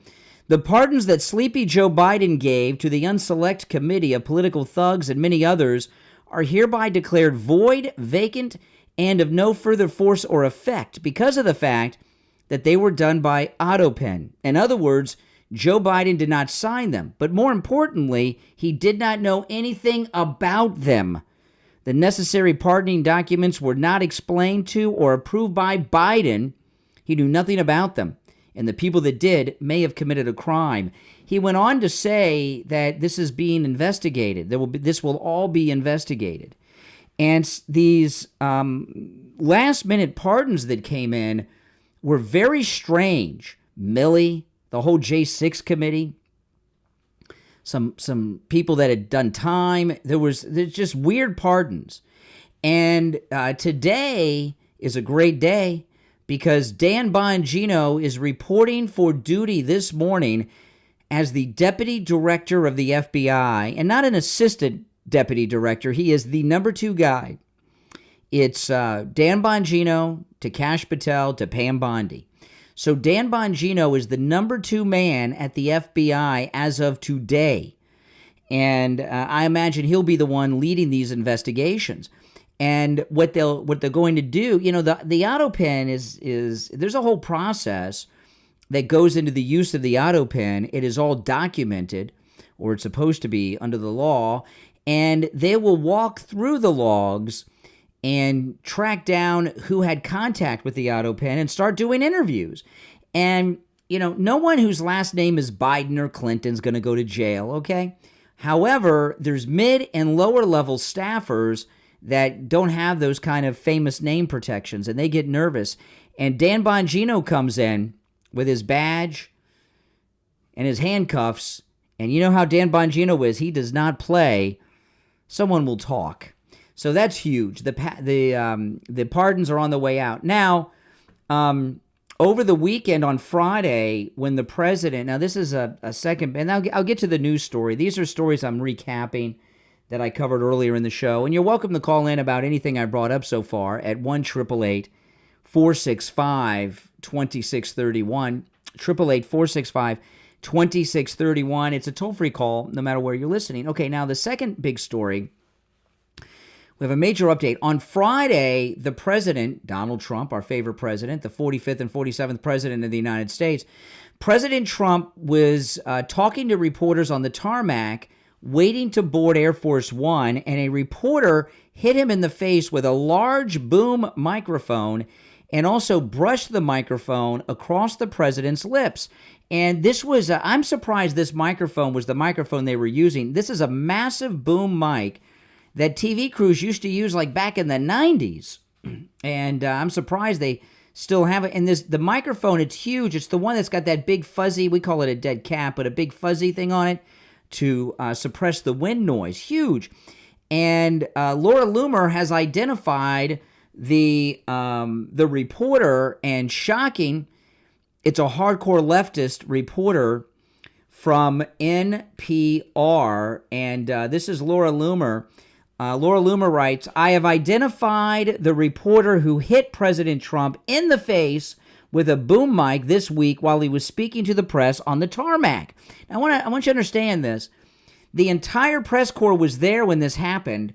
Laura Loomer dropped this yesterday. The entire press corps covered up for this reporter that hit the president in the face with the microphone, a big mic. This was a big microphone, too, a big one, and also brushed it across his lips.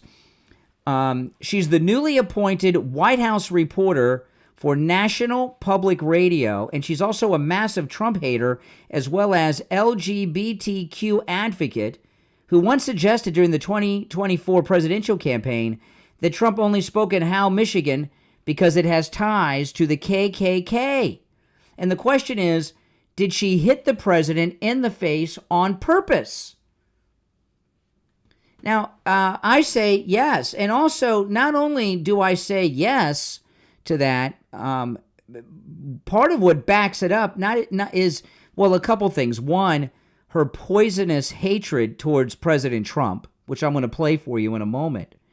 But also that the media all knew who she was and covered up the story. This was a big story over the weekend, and the media suppressed it and didn't identify the reporter. And I have in some Michigan, audio Trump here. will speak about crime. Okay, now hold on. Now, Laura Loomer uncovered this audio.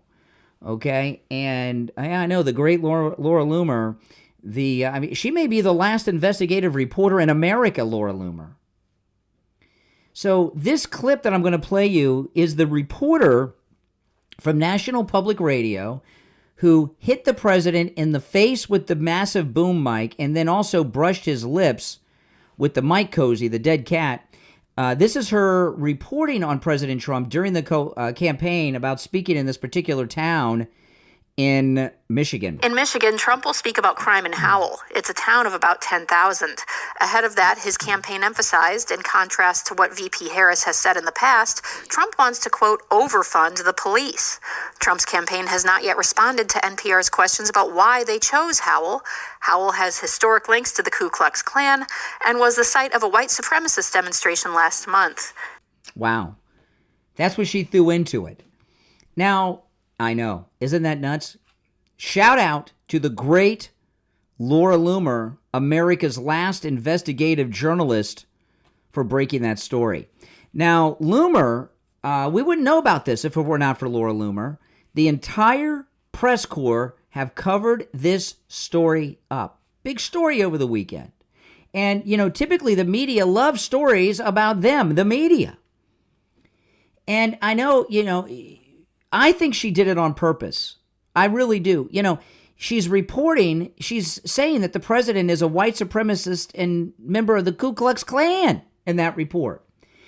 And the way these leftists operate, if someone's with the Klan, it's okay to do whatever it is you got to do to stop them. That's how they think. If liberals believe someone's in the Ku Klux Klan as a white supremacist, whatever it takes to stop them. Now, this is also a major Secret Service fail. Maybe little DJ should have been over there. I bet DJ would have arrested her, the little kid that the Democrats wouldn't stand for. This microphone, not only did she assault the sitting president of the United States, he was ticked too. I bet it hurt a little bit. It was a big mic. But there's a danger here. Now, if they go get the mic now, how do they even know it's the right one? In what world can someone physically assault the sitting president of the United States of America and not face any consequences? I've never seen anything like this. Now, the liberals are trying to tank the stock market. You hear them the stock market's crashing. The stock market's not crashing. There's some adjustments going on because Donald Trump is... making some moves to bring industry back, bring manufacturing back to the United States. But if you have called up Jupiter Joe Thomas and you're in annuities, you don't care what the stock market does. If it did crash, which it hasn't, you have nothing to worry about because with annuities, no matter what happens at the stock market, even if it completely crashes, your annuity, your nest egg is safe. That's right. And not only that, you will have guaranteed income for the rest of your life. Pretty good deal, huh? I know people have 401ks, IRAs, bonds, mutual funds, stocks. Do any of them guarantee you income for the rest of your life? I don't think so. You know, Joe Thomas is offering free phone consultations, which you can take advantage of no matter where you are located in the United States. Give him a call. Ask him about that bonus, too, with your annuity. His number, 561-743-0999. I think he's going to be on the show sometime later this week.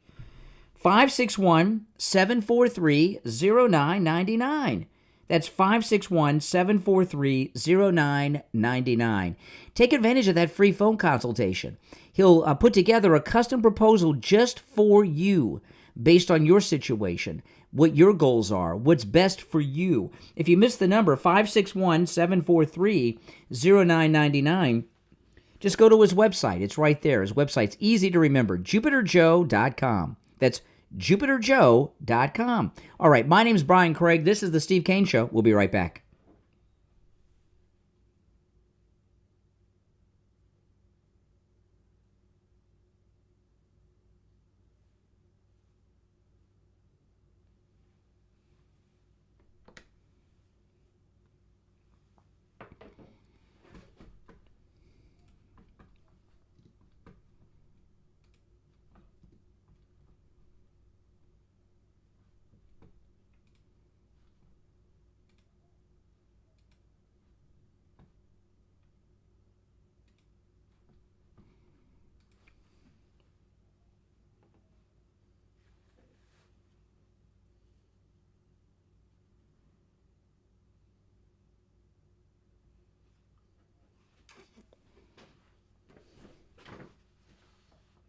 If you're on hold, hang in there.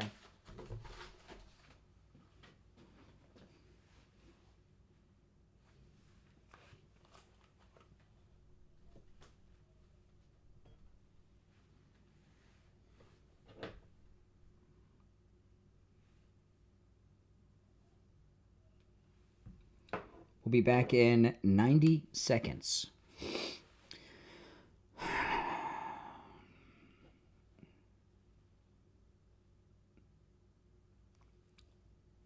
Thank God it's Monday. There's just so many stories to cover. Oh, my goodness. If you're new, make sure you subscribe, all right? This is most definitely where MAGA comes to talk. It's easier to deal with Skynet than Trump derangement syndrome sufferers. Yes, I would agree with that. No doubt about it.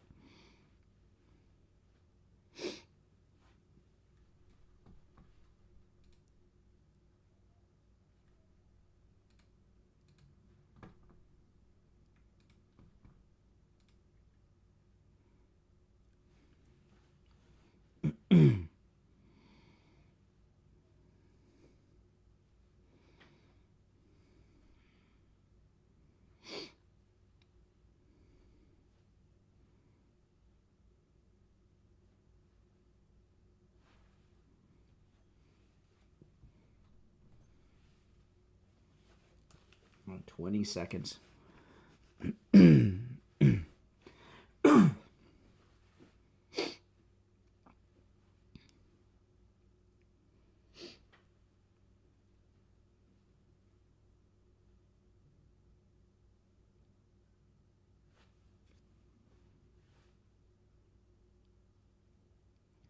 Welcome back, everyone. My name is Brian Craig. It's the Steve Kane Show. I've covered a lot, so I'm going to go to the phones. You're welcome to call in about any and everything we brought up so far. The number's toll-free, 1-888-465-2631. You're on the air. What's your name? Where are you calling from? Hello, can you hear me? I can. This is Dory from Houston, Texas, early this morning. Hey, Houston. First-time caller. Welcome. Good, man. I ran into you just on the internet, and I just wanted to say I love the show. I love what you're doing. Briefly, I just wanted to let you know I loved your response to the New Zealand caller. You put him in his place. And it is true. If New Zealand got wiped off the map, we probably wouldn't know about it for a week. Well, I'll tell you, about 15 years ago, there was fog that shut down all of Europe for a week. And there was a prime minister from one of the European countries, a NATO country. I can't remember which one. It was like Denmark or Holland. He was running the whole country on a laptop at the airport terminal. And Wow. And this fog shut down Europe for a week, the whole continent, and nothing changed in the world. That's how insignificant Europe is. Nobody did. So I hope the international callers understand what it is to be an American. We really don't care. No. So about other countries and what they I like think. your response. It was epic. I had a great laugh. Lastly, I don't know if people realize just how significant this auto sign issue is, because, I mean, it's really a national security issue. Yeah. And we can't have the president's signature to be handled that recklessly. Well, you know, here's the thing. American issue. Here's the thing, Houston. My guess is there were people that used that autopen to authorize military strikes, probably. That means they've murdered people. Those were illegal orders, and they committed murders. Right.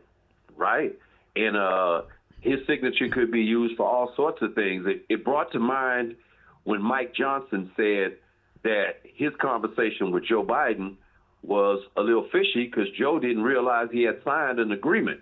That's right. And I'm wondering, in these last 4 years, how many things have gone by and auto sign was used and Joe Biden had absolutely nothing to do with it. So it's not a small issue for the people listening. This could be a very big issue. I hope President Trump has real information to prove that Joe Biden didn't know what was going on. President Trump said in his Truth Social post that there's an investigation. So maybe that'll, Dan Bongino reports for duty today as Deputy Director of the FBI. This may be top on his list. Amen. All right. Well, welcome to the show. Great job. Keep up the good work, man. All right. Take care. All right. We love our new listeners. All right. Let's go. You're on the air. What's your name? Where are you calling from? Hey, Brian. My name is Dustin. Hey, Dustin. Calling from New Orleans. Hey, what's up? Not much, man. I was just calling to say hello. I just noticed. I just recently started watching your show. Oh, well, welcome. No, thank you, man. Well, what are your thoughts? You got any thoughts on anything that you've heard me talk about or something with the show? You called in, you're new? I'll tell you what, I like Trump, man. I really like Trump. The economy is going to reset, kind of, it looks like. Mm-hmm. It looks like it might reset, I believe. Yep. And I hate to say it, but I hope it don't get blamed on Trump. Oh, the economy's doing great. The economy's doing wonderful. There's nothing to worry about. I hope it does great, man. Yeah.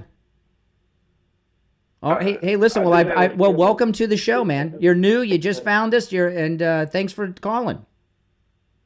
Yeah, I've been watching y'all for like a week, man. But now, Well, I appreciate it. All right. Cool thing, man. All right. Cool All right. Take care. I've never been to New Orleans. We used to be on the air in New Orleans. A radio station years ago carried the program in New Orleans. Let's go. You're on the air. What's your name? Where are you calling from? Yeah. Hey, Brian. My name is Danielle from Boynton Beach. Hey, Danielle. Thank you for taking my call. I just want to tell you, Brian, about the signature and what's going on in the media and everything. Since when questioning the truth should offend people? I mean, I'm somebody who questions a lot of things, and I think it's just normal. And what we see happening even between family members, I mean, I know people that don't even talk with their brother anymore because they vote for Donald Trump. Mm-hmm. I have some of my friends who flush me. They don't play tennis with me anymore because I vote for Trump. They don't sound like tolerant liberals. It sounds like you got bigoted friends. They think they're tolerant liberals, but they're not.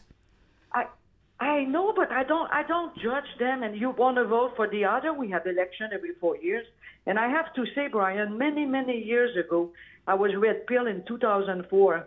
with the Iraq War, and somebody told me something very good. They said, condemnation without investigation is the highest level of ignorance.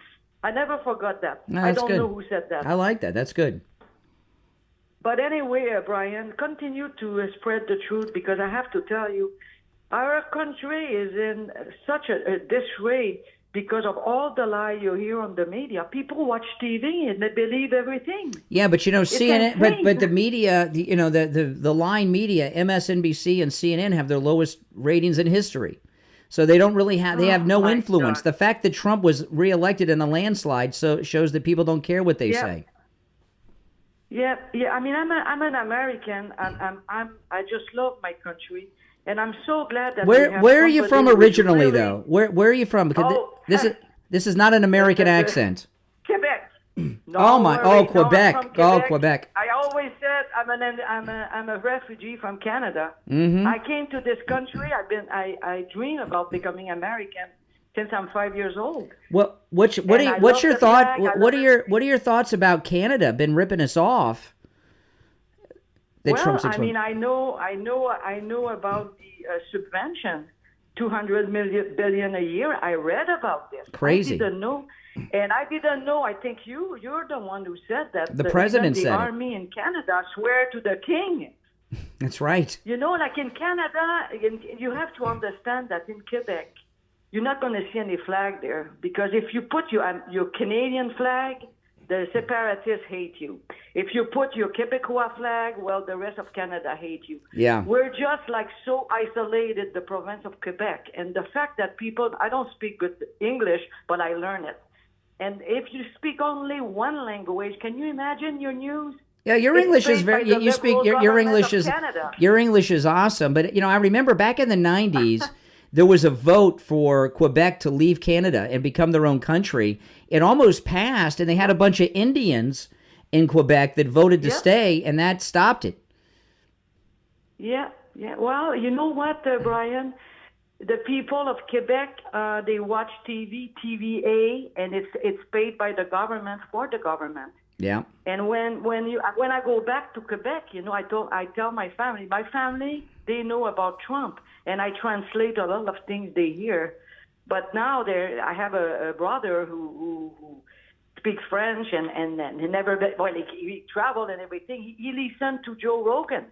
Yeah, well, okay. Well, that's a good start, but you should get him to listen to me. He'll do better with me than with Rogan. All right, hey, listen, I got to run, but I appreciate the call. Okay, have a great day. All right, take care. Take care. Great call from Quebec. Now she's an American. Oh, man. Let's talk about this in the first hour. If you're on hold, hang in there. A lot of you that listen to this program have literally been listening to me since I was 18, 19 years old. That's crazy. I know. Teenager. And next month, I don't like even saying this, but I'll say could make you feel old too. Think about it now. When did you first start listening to me on the radio? Was I 18? Was I 19? Was I 20? I was a kid, right? I'm going to be 54 years old next month. And, I know, it's crazy. It's crazy. And I know it's a long time. It's like the Truman Show. My life is like the Truman Show. I've grown up in front of you guys.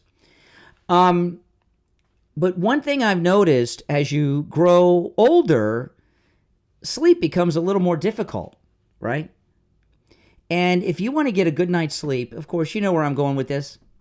Our promo code Kane at mypillow.com gives you huge discounts, and you'll get sleep like you've never had before. I have what I call the MyPillow Total Sleep System. My wife and I, we have a MyPillow mattress, a MyPillow mattress topper. We've got the MyPillow sheets, and we've got the MyPillows. We sleep like babies, like Goldilocks. It is perfect all night long, okay? And, getting that perfect rested REM sleep is so important, especially as you grow older. So if you're someone who's you're finding as you grow older, it's more difficult to sleep the night through, get the Total Sleep System like I've done at mypillow.com. With our promo code Kane at checkout, Kane, there's huge savings site-wide. You can use our promo code Kane on all the specials at mypillow.com. No matter what they say, you can use our promo code Kane at checkout. There's also free shipping offers still at mypillow.com. And don't settle for this. I can't sleep at night, or you're taking medications and things to help you sleep, or maybe you're having wine, or some of you may be taking the CBD to help you sleep. Get the MyPillow sleep system. Stop taking drugs. Stop drinking booze, and get a good night's sleep. Okay, go to mypillow.com. Use our promo code Kane at checkout, Kane. You can also order by phone. The number is toll free, 1-800-716-4879. 1-800-716-4879. 4879. Promo code Kane, Kane. All right, you're on the air. What's your name? Where are you calling from? Hey, Brian. I'm Gil. I'm from California. Hey, what's up, California? Hey, I'm just giving you a call. I was just giving you a call because I wanted to talk to you about the issue with the autopen. Yeah. I heard a little bit about in the segment before. I guess there was some little bit of controversy regarding it. More importantly, the reason I was calling about it is I happen to be a retired civil servant that was an information technology specialist that worked for the Department of Defense. So I was just calling to see what issues people might be thinking that exists with the digital signatures that the government uses. Well, what President Trump said, and you got to understand, President Trump has access to the White House records involving the autopen. And what he's saying is that it was not authorized by the president, that they were using the pen whenever they wanted to. That's forgery. That's hardcore crimes. Forgery is the least of the crimes, actually. So that's President Trump talking. He's not saying the autopen by itself is wrong. He's saying doing these, things without the president authorizing it, that's the crime. See the difference? Okay. And that's why I understand. Yeah, and that's why he signed pardons and executive orders. He does it live on television. Right, and that's the way he conducts his business. Right? Well, he's establishing that he's actually signing, because he knew this investigation was coming on the Biden autopen. Listen, I'm out of time for the hour in California, but I appreciate the call. No issues. All right, take care. We'll take our break and be right back.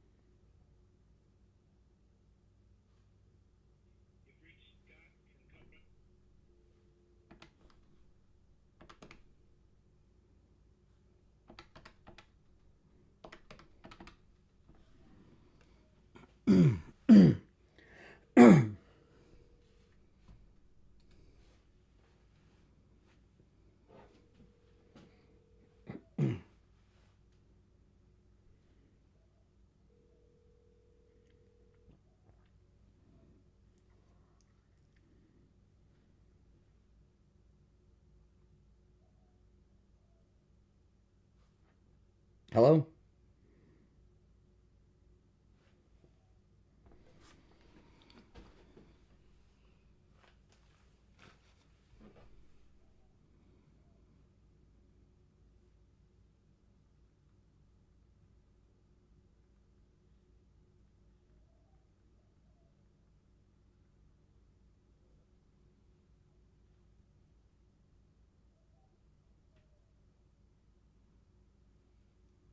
All right, welcome back, everyone. A little late there. That's my fault. My name's Brian. You're listening to The Steve Kane Show, Florida's longest-running radio show, on the radio since 1977. If you just tuned in, you have missed a lot. But there's some other stories we've not yet covered, and this next one is huge. And, I've been telling you guys, today is the day that Dan Bongino reports for duty at the J. Edgar Hoover Building as Deputy Director of the FBI. And there's a story about Judge Merchan that is a beautiful story, and I love this. Here's the headline. This is in the Gateway Pundit, by the way. Judge Merchan and his daughter, $1 million business at Trump's expense. That's the headline. Listen to this. The scandal exposed. The legal case against Donald Trump in New York isn't just a blatant political attack. It's a cesspool of corruption that stinks from thousands of miles away. That's so true. There's no getting around that. At the center of the swamp is Judge Juan Merchan, a supposed impartial figure who, according to new revelation, should never have set foot in that courtroom. Kash Patel has opened an investigation into Judge Merchan and, of course, all of his dealings. And I'm really wondering if this is one of those investigations that Pam Bondi and Kash Patel have been waiting for Dan Bongino on, because now, this thing with Bongino, Kash Patel, and Pam Bondi, the three of them are friends. And we saw with the Epstein documents a couple weeks ago how so many people inside, all the agencies of the Justice Department, all these little agencies underneath them, are not cooperating with Pam Bondi. And she's having some difficulty with some of that. So what she's had to do is wait for Kash. Now she's got Bongino. These three are very close friends. They're all Floridians. Kash Patel, Bongino, and Pam Bondi all live in Florida. Now they're going to live in the D.C. area. They've socialized a lot. They speak the same language. They have the same goals, and they have the same agenda. Now we've got the dance party, and they're ready to go, and they're going to take over. All of these investigations, now they're about to begin. And I'm really looking forward to it. Our number's toll-free, 1-888-465-2631. Let's see here. All right, you're on the air. What's your name? Where are you calling from? Good morning, Brother Brian. IB. Hey, IB, what's up? I'm sure many people in this audience will know that I've said this term many times. Variables. They cannot account for variables. They cannot predict the future. So everything that they've done wrong, because they were in the ether of what they were doing, they didn't know what the reaction would be. So for every action they took, there could be 5 or 7 different reactions to counter that in the future. Here we are with the biggest one. This is my whole point I've been saying all along. When Joe Biden couldn't find his way in a back door, the bunny rabbit came to direct him off, or Jill had to come and grab him off the stage and so forth. We knew the guy wasn't with it. That's why he was in the basement from the get-go. So we have to focus on who is using the pen, just like who is behind the USAID. Who are the people behind the scenes directing it? Who are those puppet masters? And here we are with variables on steroids. And this is the focus that we have to think about, okay? Because what does that mean? We know that we have people that are rogue and doing things and breaking the law right in our faces. How could they say Joe Biden is he's with it, he's faster than me, and then they'll turn around and laugh at him like Karine Jean-Pierre said, oh, look at him, he's walking across the street, ha ha he. And they knew, and the media and everyone was complicit. Are we going to just let that go? That goes for you two Democrats. Are we just going to let it go? Well, my guess, this would be my guess, because I know the immediate thought people would have is that, oh, well, Jill Biden was using it, or the chief of staff. No, I don't think so. I'm not saying Jill Biden never used the autopen, but I would think it would be underlings, and I'll tell you why. Jill Biden, chief of staff, these are people under Secret Service protection, so every step they make is documented. It's too easy to track it to them because you know where they are every second of every day. If they go to the bathroom, you know which one they went to, okay? And you know which way they went. Let me give you. Let me finish. So my guess would be it would be an underling, a staffer that isn't tracked that well. So these are people who, if Dan Bongino comes in with his badge and his handcuffs and starts questioning them, they're going to crack and tell what happened. I'm going to give you guys a cloak and dagger real quick. The lady with the thing that swiped President Trump's nose, back in like the Soviet days, they would have like a little thing on the end of an umbrella like mercury, and they'll just kind of walk along and stab you like in the leg or the arm of the umbrella, and then it seeps into your body and you die maybe a day or two later. What if someone gave her that, she's not knowing that what was on it, and they just say, hey, take this and just kind of get close as you can, and then kind of just for You're talking about the National Public Radio NPR reporter that hit President Trump in the face. Yes. You think she did that on purpose? But imagine who gave her the one if it wasn't hers, and you don't know what is on it. It was her. Said, what is on it? It was her. So what? What is she, a spy? The American spy? No, she's just a liberal lunatic like the rest of them. I mean, this Trump derangement, this Trump derangement syndrome is pretty deep in the bones of these people. It's in their bone marrow. Hey, Dan Bongino, here's the new rule. No one gets within a certain amount of feet from the president when he gets off the plane or off the chopper, period. Well, Bongino's FBI, not secret. All right, IB, appreciate the call. Now, the media don't mind sharing this story, but this is an important story, too. But the ones I brought up earlier this morning are not properly being covered. Oh, before I get to this, I want to talk about what's going on right now. This is very important. I almost forgot to mention this.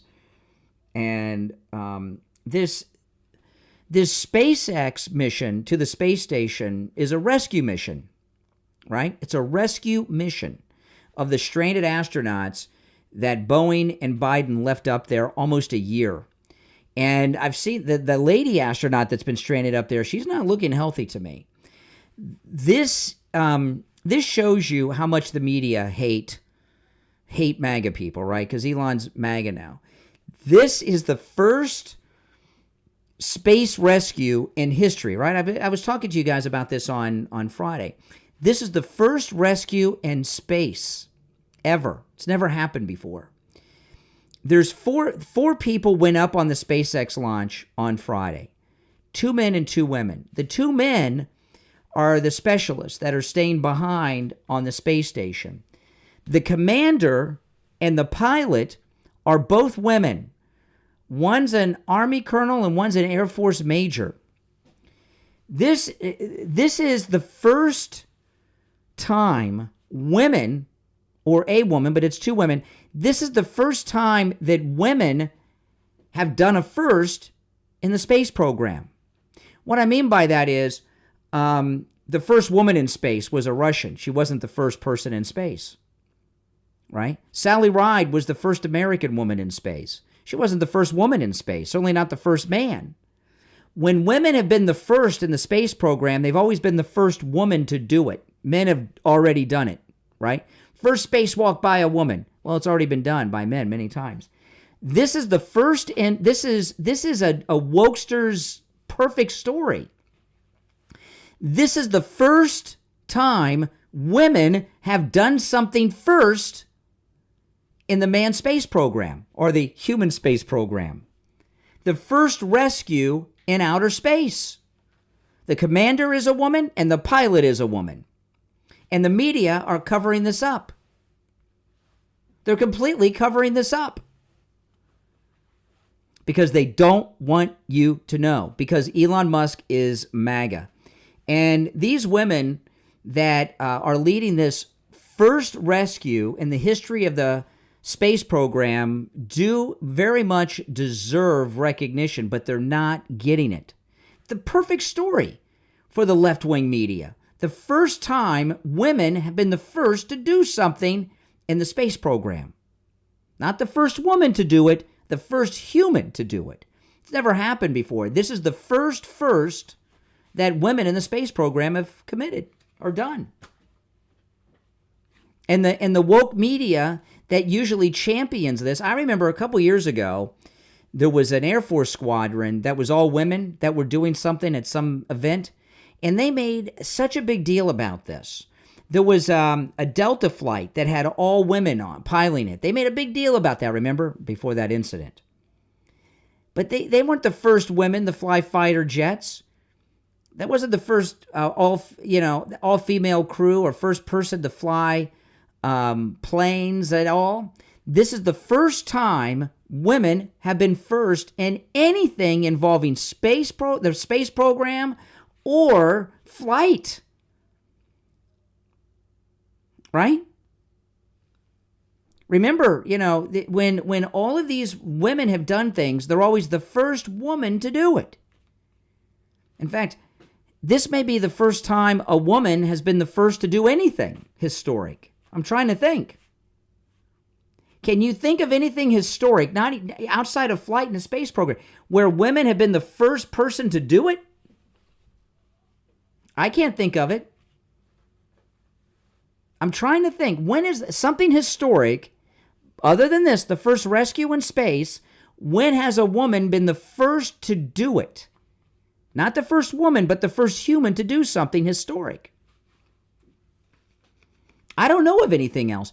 And there's a complete media blackout on it because they don't want you to know. Because it would make Elon look good. And he's MAGA. And he's with Trump. He's the first bud. Well, I'm going to give them credit because I think they deserve it. It's pretty exciting.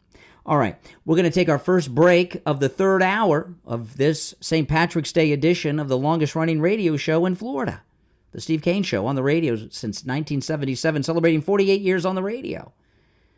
Our number is toll-free, 1-888-465-2631. 888-465-2631. We'll take our break and be right back.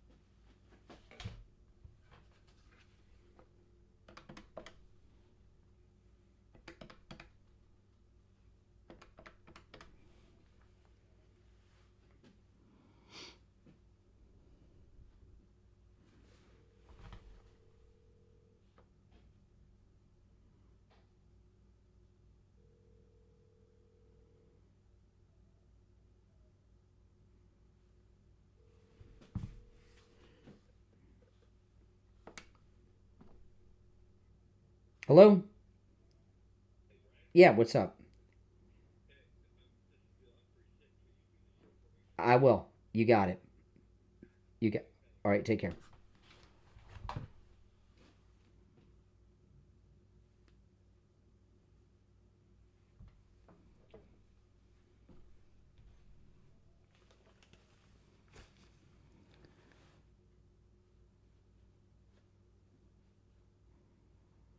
Welcome back, everyone. My name is Brian Craig. You're listening to The Steve Kane Show, Florida's longest-running radio show. Is there... I want to talk to you guys about, oh, man, what just amazed me this weekend with Coastal Weight Loss Secret. You know, this weekend, I tried on my cruise clothes. I'm packing this weekend. The reason I was trying on my cruise clothes, because I've lost over 25 pounds thanks to Coastal Weight Loss Secret, and I wanted to see what fit, what I had to buy, and I had gained weight since the last cruise. For a whole bunch of reasons, you know. And I was shocked at how some of the things were fitting me. I went out to lunch on Saturday. I was talking earlier with Dr. Appleton. Went out to lunch in Boca. And I was wearing a shirt that I have not worn in a long time because it was too tight. It wasn't too tight or small when I bought it, but it fit perfectly. When I went to lunch with Dr. Appleton on Saturday. Yesterday, I was trying on shorts because I thought, oh, well, you know, I'm going to have to buy some new shorts for the cruise. I don't wear shorts too much, but on the cruise I do. And I tried on shorts I have not worn in a long time, and they fit perfectly. The last time I wore these shorts was on the last cruise. They were so tight, the top of them were like flipped over. You know what I'm talking about? Because I was bursting out of them. They fit perfectly. Oh, man. Coastal Weight Loss Secret. They've changed my life. And I have so much more energy, too. Give them a call. When you call, make sure you tell them you heard about them on the True Oldies channel. And I want to remind you guys, I've done no exercise. I'm not eating weirdo foods. I'm eating things I would normally eat. And I'm not taking any of those prescription medications that you're hearing about all the time. Give them a call. 561-247-6300. 561-247-6300. That's 561-247-6300. And online, coastalweightloss.secret.com. All right, again, make sure you tell them you heard about them on the True Oldies channel. All right, we're going to go back to the phones, and you're welcome to call in about any and everything I've brought up so far today. You're on the air. What's your name? Where are you calling from? Hey, how you doing there? I'll let you know in a minute. Oh, you'll let me know? Well, I'm not doing too well. So, I got to see how good you're. Belong on Rushmore or what? Who? Trump. Yeah, it sounds like not a bad idea. No, it's not a bad idea at all. I don't mind it at all. I honestly would chisel the guy that happened right after our president's favorite president. The guy who was killed in 1901, McKinley. You know, he probably should have been on Rushmore if Trump likes him that much, as far as I can see. Okay. So I'd chisel Teddy right off and put Trump's bust right there. Or you think there's room enough they can just add Trump's No, face? there's room. They never, Mount Rushmore was never finished. There's room for more faces. Oh, well, there you go. Then Yeah. it needs to be finished. Yeah, I agree. That's what I'm saying. You know what? That's how you campaign with JD. You know, for when JD's gonna run. Say, Okay. We're gonna put Trump on Mount Rushmore. You sound pretty happy. Are you doing your St. Patrick's Day drinking already? Because you sound a little lit.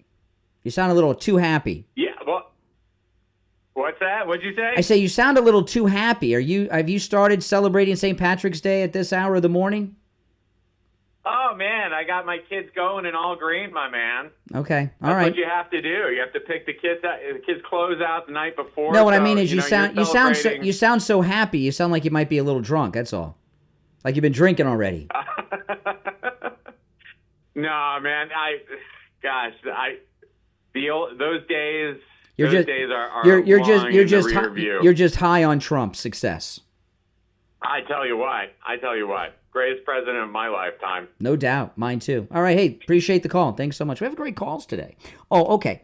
Now, one of the things President Trump has done, he's given, I was telling you the other day, The Apprentice Season 1 is now available on Amazon Prime. And I've only watched the first episode, but it was great. And I'll watch the rest of it. I hope they put all the seasons up. I'll do a big binge.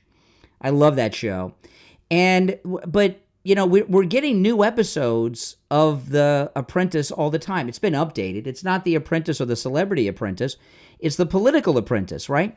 We've got J.D. Vance, Christy Nome. We got a lot of people. Marco Rubio. And we've just got this great new reality show going on. That's a great one, The Political Apprentice with President Donald Trump. And we've got so many great up-and-comers. The only problem we have is which one are we going to run in 4 years? I've just been blown away by the success of Marco Rubio. And he schooled Margaret Brennan. Now, before we get to this, I got 2 clips of Marco Rubio, who just cleaned Brennan's clock on Face the Nation this weekend. I want to ask you guys this question. President Trump made this deal with El Salvador, who have the best prisons I've ever seen. If you've seen the way they have the prisons in El Salvador are how all the prisons should be. Even the Trinde de Agua, whatever they're called, even they're afraid of the El Salvador prisons. But I'm sure you saw the story over the weekend. President Trump had a plane heading to El Salvador filled with these Venezuelan gang members, and the left got a hold of it, and an Obama-appointed judge ordered Trump to turn the plane around. Well, the president of El Salvador, he sent out a little release. The judge's order came too late. The plane already had landed, and they're there. Which is a great thing. And if you've seen any of the video of this prison in El Salvador, oh my goodness.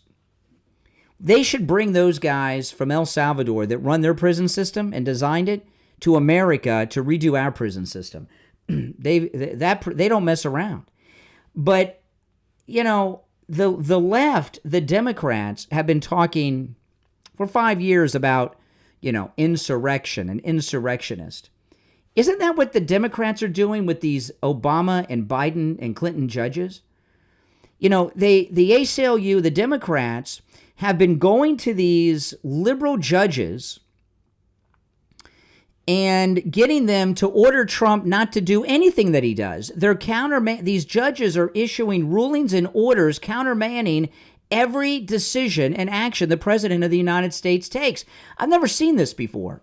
Usually, federal judges get involved on constitutional issues like somebody has the 10 Commandments up at a school in a classroom or something, or a teacher's requiring the Pledge of Allegiance. Then they go to federal judges.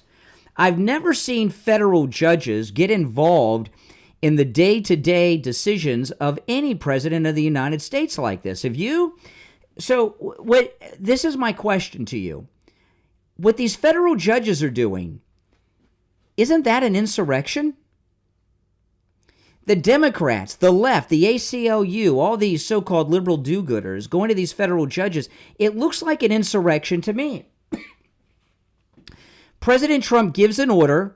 Next thing I know, there's a federal judge with some ruling telling him not to do it. Now, a lot of these things that they're being overruled on, they're being leaked out. And it could be anyone. Right? It could be a guard at one of these jails that tips off the Democrats to what's going on.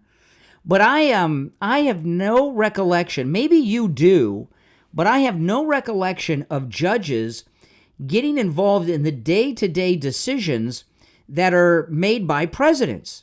Usually what happens is they interpret laws that people go to court for because something has happened. Not a president. And if it's happened in my lifetime, well, I may just have forgotten. I just tripped on my shoelaces, guys. I almost fell on the air. I've never seen this happen before, and I would call it an insurrection. It's an extension of the lawfare, but since they're interfering with the President of the United States as Commander-in-Chief, because, this Aliens Act of 1798, that's part of his action as Commander-in-Chief. We've been invaded by terrorists. So we're going to take our break for the bottom of the hour. I'd like to hear your thoughts on this. I'm going to get to the Marco Rubio clips after the break. If I would have fallen, if I would have tripped on my shoelaces on the air, oh my goodness. Oh my God. Does anyone remember when Craig Worthing had a stroke on the air years ago? He was on the air taking calls and had a stroke. Oh my goodness. I believe it's an insurrection. What do you guys think? It's a different kind of insurrection than we've seen before, but it's an insurrection, no doubt about it. I mean, they are going to judges that are interfering with the daily actions of the president. No matter what he does, they get a judge to order him that he can't do it. What else would you call it? All right, we'll take our break for the bottom of the hour. Your calls are certainly welcome. Our number toll-free, 1-888-465-2631. 888-465-2631. I'm Brian Craig. It's the Steve Kane Show, Florida's longest-running radio show. We'll be right back.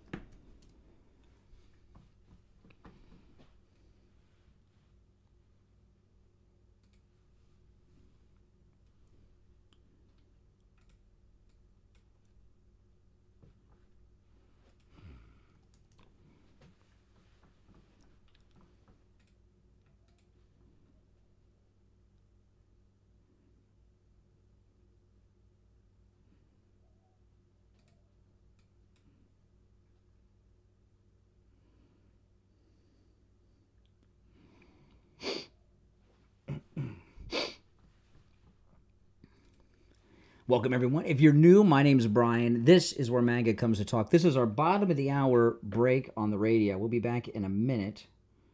Exactly a minute, actually.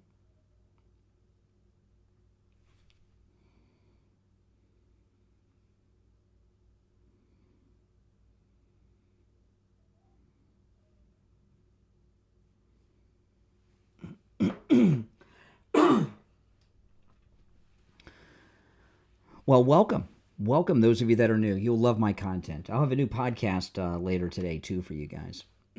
So keep an eye out for that. 30 seconds. I almost tripped. I would have knocked down this whole green screen and everything. I tripped on my shoelaces, and boom, I went back. The whole green screen would have fallen.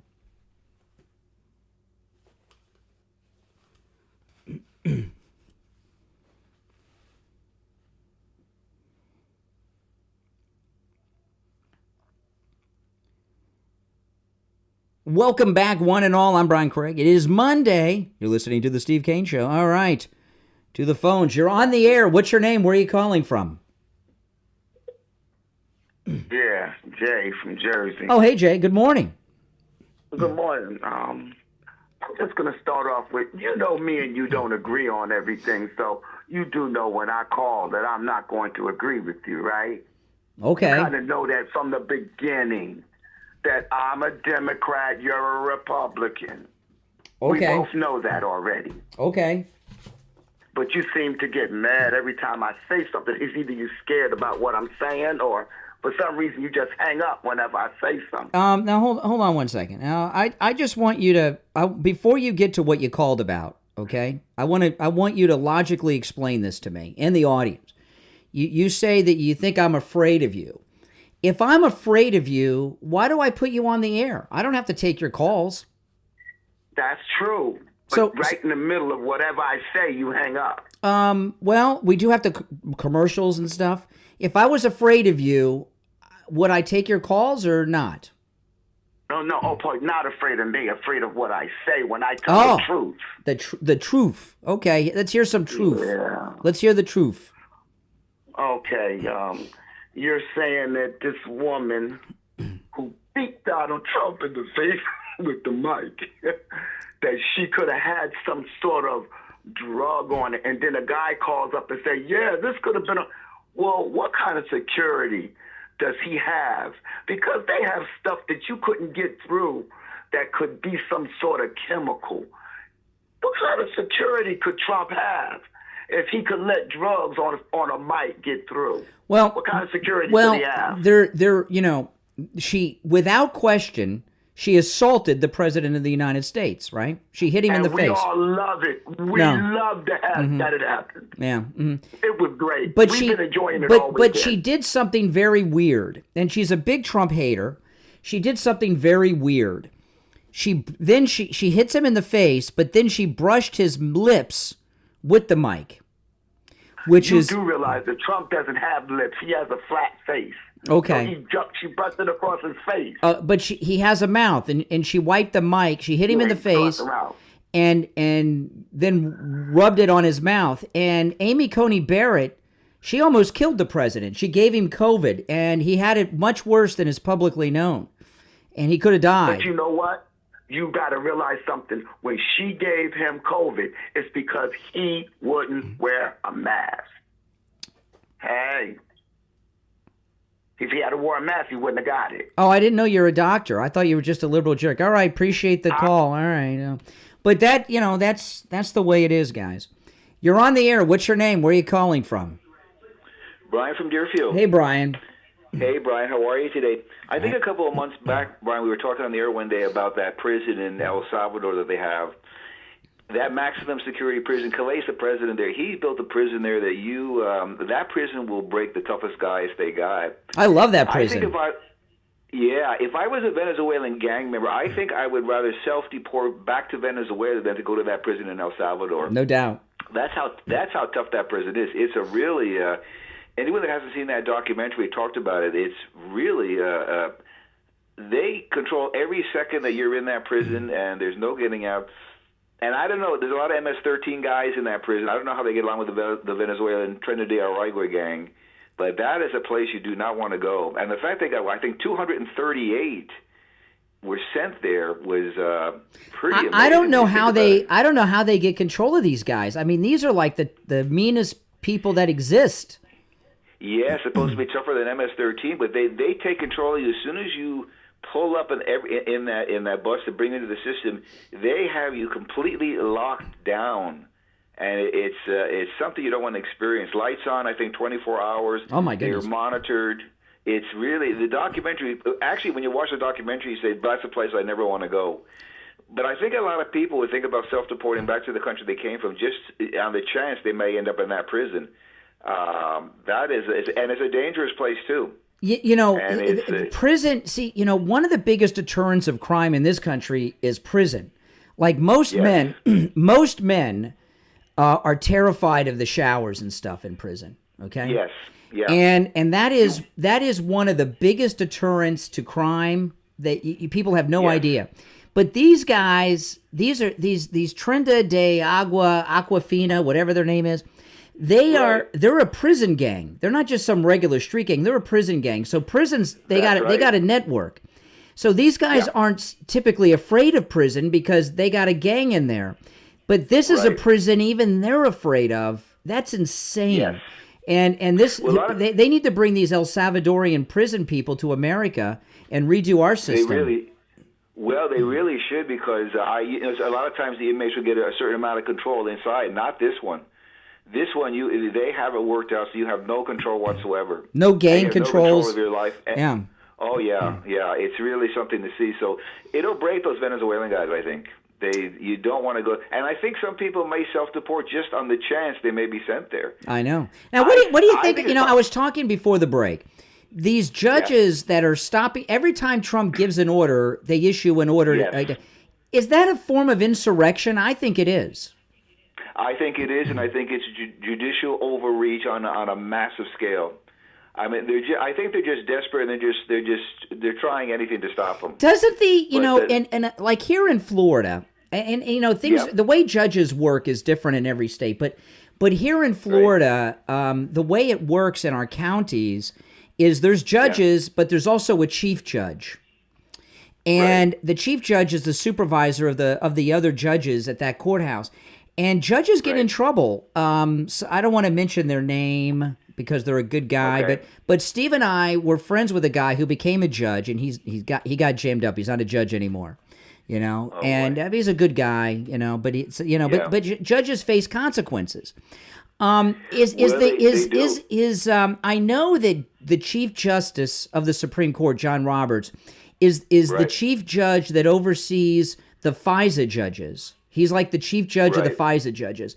These federal judges, isn't there some type of there's got to be some oversight to them by some chief judge. I don't know how that works because it's never been an issue like this before. But something's got to be done.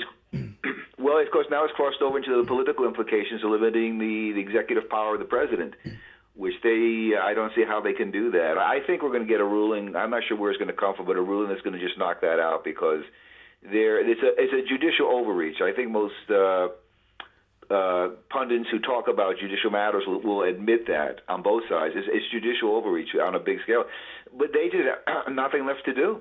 They don't know what to do. That's right. So they're just flailing away, you know. So, all right. We'll see. Appreciate the call. You're welcome, Brian. All right. Bye-bye. Take care. All right. You're on the air. What's your name? Where are you calling from?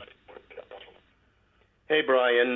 Never Trumper Steve back at it again Monday, hoping the second time's a charm for that audio. Oh, you got it ready?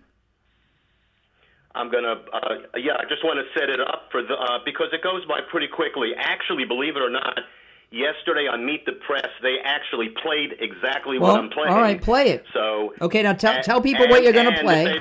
Tell people what it is. Hold on one moment. Hold on. It's coming. Hold on, please. Sure, yeah, you had. I would have thought you'd have been more prepared since.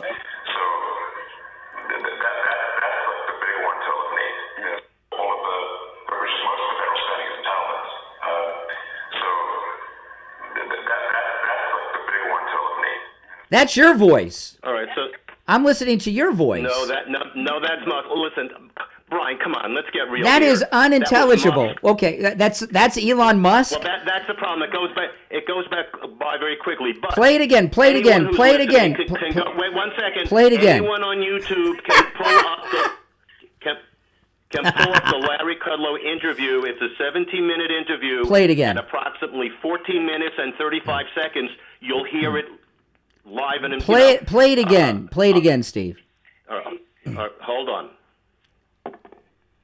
Oh, well, this is great. I love it.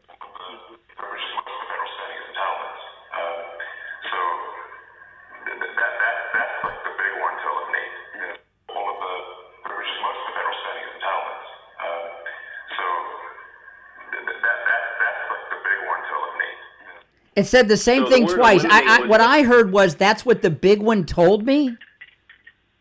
No, that is the big one to eliminate.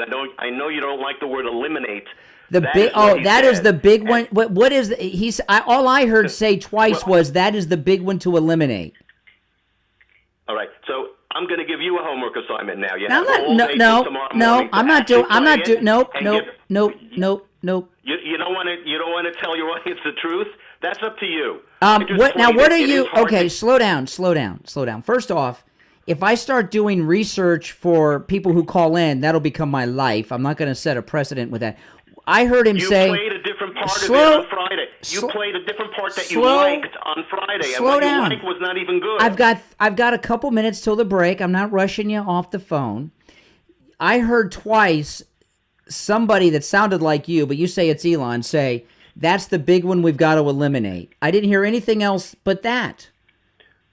All right. What your audience heard was most of the federal spending is entitlements. So yes. That's the big ones to eliminate. Well, yeah. Okay. And, so that doesn't mean, excuse me, slow down, Steve. That doesn't mean eliminate entitlements. I don't even like that word, but for people that are here legally or U.S. citizens that are deserving, he's obviously talking about the fraud in the entitlement program. I'm sure you would even admit that, right? I've heard the made-up stories about people over 160 years old in the millions getting checks.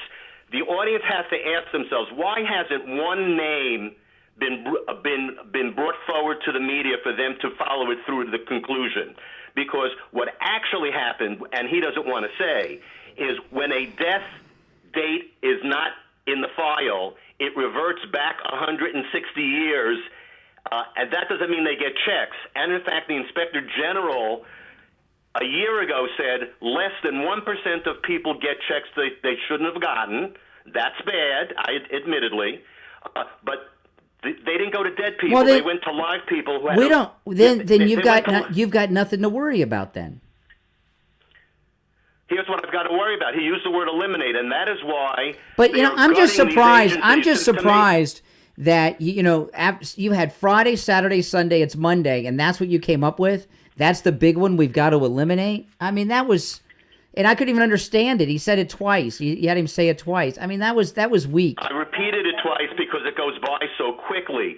But the main point here is they want to privatize these agencies, which is why they're gutting them of employees, so that the American public starts complaining they can't get through on the phone, no one's there to help them, and then Trump steps forward and says, well, now that we're hearing all these complaints, I guess I've got to give these programs to my rich buddy friends to privatize them. And you know what happens to benefits when people have a profit motive. Who in the Trump administration has talked about privatizing Social Security? I'm telling you that is the next step in the implication. In your fantasy. In your fantasy. The word eliminate is not a fantasy. Steve, Steve, what we found out with the USAID is that there's a big financial scam going on inside the federal government that's going on, and Social Security may be a part of it. There's so many people that are long dead on the rolls.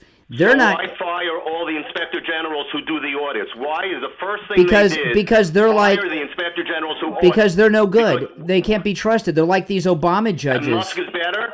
Yes. Musk is better to Yes. say he saved billions when they were in Yes. the millions. Yes. That he stopped things that the government Yes. stopped years Yes. ago. Yes, he's better. He's making it all up. He's better. With Steve Bannon, do you like Steve Bannon? By the way, do you like Steve Bannon? I don't always agree with him, but I like him. All right, Steve Bannon calls Musk evil. I'll take what he says to the bank on that. Oh, one. so you agree with He's Steve evil. Bannon? So He you lies. okay? So all of a sudden he's an ally of yours, Steve Bannon.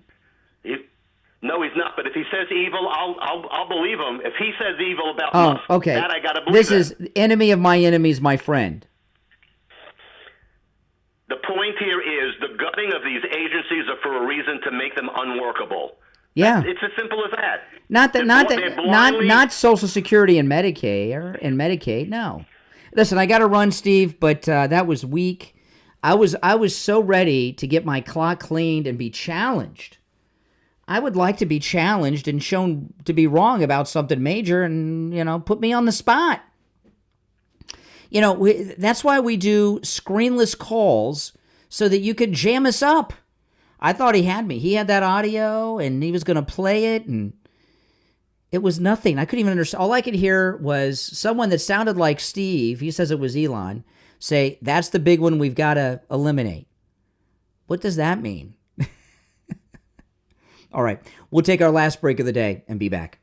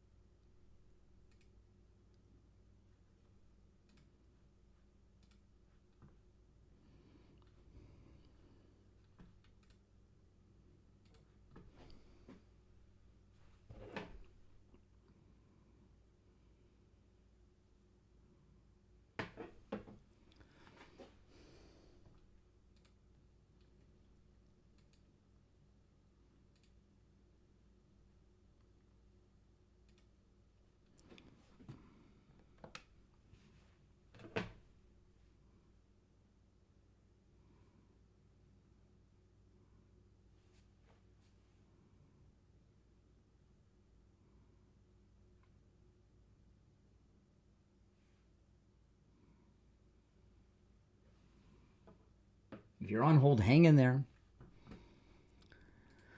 Oh, man. Was that weak, what Steve had? That was really weak. That was so weak.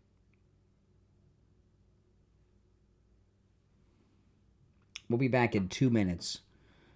That was really weak. I gotta say, that was the weakest I think I've ever... I thought he was going to get me and have that, and I'd have to think on my feet.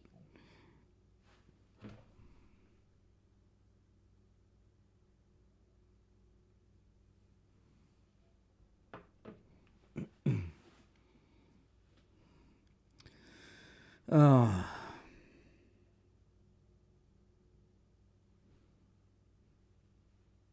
Welcome. If you're new, make sure that you subscribe.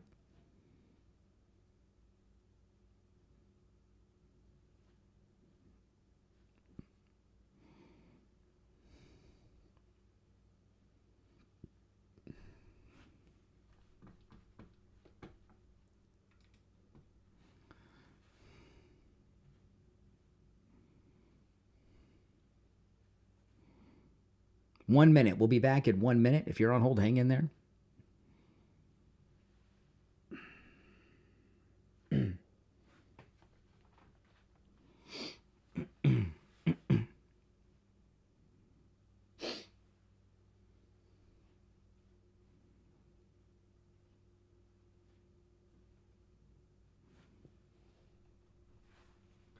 30 seconds.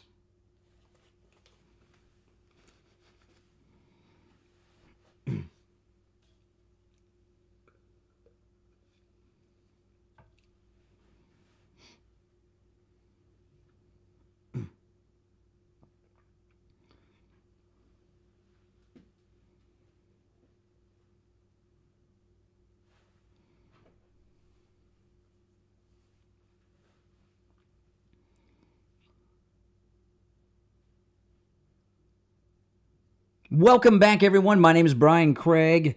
You're listening to Florida's longest-running radio show. Call us on hold. Stand by now. William Youngerman is not with us live this morning. That's why you heard the recorded message. So you're going to get the amateur gold report. Gold right now, just under $3,000 at $2,999.15. Wow. Silver at $33.78. Platinum at $1,009.50, and palladium at $998.55. Boy, if you're not in the metals, this is the time, man. And you want to call William Youngerman. He opens up at 10 a.m. He's located in Boca at 150 East Palmetto Park Road in Boca, on the first floor of the Bank of America building, just east of US 1 Federal Highway on the south side of Palmetto Park Road. You can give him a call, toll free, 1-800-327-5010, 1-800-327-5010. 5010, and online, WilliamYoungerman.com. All right, let's take some more of these calls. You're on the air. What's your name? Where are you calling from? Good morning, Brian. It's JJ from Mass. Oh, hey, JJ. Hey, I was thinking, there's a saying, there's no honor among thieves. And when it comes to this autopen disaster, I'm just thinking about the Biden administration as a whole. And the total disaster that it was, with nobody knowing who was running what. Yep. There were so many people, I think, involved in this that eventually, a criminal always thinks they have everything covered. They all think they've got everything covered. But somebody somewhere messes up. And Dan Bongino or somebody else is going to pull on that string. And I think this is... this could be. Well, this is what I was saying. Dan Bongino reports to work today as deputy director of the FBI. There's no Senate approval needed for this, so he's showing up today. He's going to get his badge and everything. This autopen, President Trump posted on Truth Social, which I've read a few times on the air, but he's been foreshadowing this for weeks by signing these pardons and orders live on television in front of the media. And having each order explained to him, and then holding them up and showing his signature. He knew this was coming with the autopen. The autopen, there's a record of its movement and action and usage in the White House records. Yep. And I was telling a caller earlier, I know people will say, well, Jill was using it, and they think that's okay. This isn't your wife signing a check for you at home to pay your electric bill, guys, okay? These are pardons and military actions and bills. And I don't think it's Jill. I'm not saying she never did it. But I don't think it's Jill either, Brian. I don't either. And I'll tell you why. Top-level criminals get others to do the crime for them, typically. Exactly. And that's it. You know, I'm sorry. That's how the mob operates. The mafia don. I mean, she's like the head. She's the head of the crime family, the one that had a brain that was working. And I mean, you know, between all of them, she's probably the criminal mastermind. You know, like I give you an example. Joe's you know, brain was gone. You look at this. This is an extreme example, and I'm not calling Democrats Nazis, but there's not one document with Hitler's signature on it about the Holocaust, right? You know, so as much of a lunatic monster as he was, he didn't have a signature on anything. That you think that was an accident? Of course not. He was the head criminal. Yeah, that's the way they. And I'm just telling you, there's no. I just don't see any way that they covered every single thing. I believe that there's gonna, you know, something's gonna come. Well, when you do these things, okay, when there's a criminal conspiracy, and Dan Bongino doesn't play. He's a scary guy. You know, Dan Bongino knocks on your door with a badge, handcuffs, and you know he, you know, and you're a low level staffer, and you were in the room when this was done, and he starts questioning you. The moment you lie to a federal agent, you're going to prison. So what are they going to do? All right, hey, listen, I appreciate the call, and I think they'll start talking. All right, let's go. Let's see here. I've lost track of who's who. You're on the air. What's your name? Where are you calling from? Wellington. Wellington. Happy St. Patty's Day. What's your name? You know who it is. I have no. Oh, you've moved. How do you like those $4? How do you like those $5 eggs? This is Al the John, Liberal Al. Yeah. Every time you call, every time you call, you're in a different city. Why do you move around so much? Well, I'm at work right now. I'm still Come on. You're at work? I'm at work. Yeah. I'm calling you from the Palm. I thought that the newspapers stop having homeless guys sell papers on the street corners. You're at work. No, I've seen them sell. You're at work? You mean you are at a location where you're paid to do tasks? They pay you? Yeah. Yeah. I produce videos for a living. You know that. Produce videos? What do you work for with only fangirls? What are you doing? I'm not doing porno or anything like that. But you wish you were, right? You wish you were? Well, I mean, to be a porno star, no. No, not a star. You would just like to be the videographer. I wouldn't say no to something like that. Oh, really? I would, but you know, hey, I have morals. I have integrity. I have morals too. Yeah, low morals. Oh, okay. just because I'm not a voyeur, but I mean, if I wanted to act out now see what happens. I mentioned this, and all your fantasies are starting to come out. Now, I don't need to hear your perverted fantasies. Are you at work right now? Are you at work? I'm taking a 5-minute break. A break? It's 8:56 in the morning. How could you be at a break at 8:56 a.m.? What time did you start? I started at 7:55. You started an hour and 1 minute ago, and you're already on a break? Oh, I call my own breaks, man. Did you clock out? I employ people. Now you're the boss. Now you're the boss. Now you're the boss. And I have 10 phones I pay for on a monthly basis, and you know 5 of those numbers. You just don't know all of them, but you know 5 of the 10 numbers. Well, if I know a number of yours, it's been blocked on my phone. So now the story's changed. Before you were at work, I said, does somebody pay you to show up? You said yes. But now you're the boss? Now you're the boss? Yeah. I get paid by my clients. So Your clients? My multiple clients. Multiple clients. Oh, my goodness. Multiple. Oh, my goodness.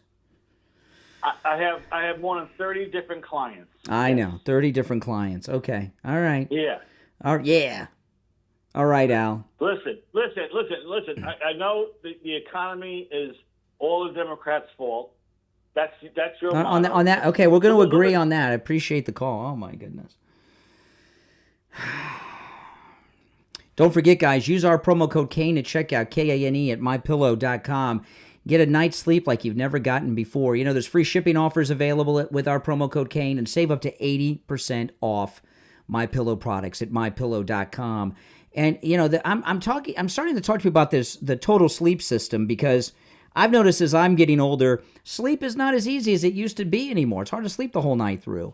I have the mattress, the MyPillow mattress topper, the MyPillow sheets, the MyPillows. I got the whole sleep system. Huge savings with our promo code Kane at checkout, Kane. All right, well, the Monday show is over, but we'll be back tomorrow morning at 6 a.m. My name is Brian Craig. This is Florida's longest-running radio show, The Steve Kane Show, on the radio since 1977, celebrating 48 years on the radio. 2 weeks from today, I'll be out on the ocean on our cruise. Can't wait to see you cruisers with us. God bless America, and God bless our favorite president, Donald Trump. See you tomorrow at 6 a.m. All right, we are out. If you're new, make sure you subscribe. I'll have a new podcast later on, so keep an eye out for that. I'll upload it here to YouTube. And if you're already subscribed, do me the favor of liking the video and sharing it on your socials if you don't mind, all right? Thanks for watching. Take care.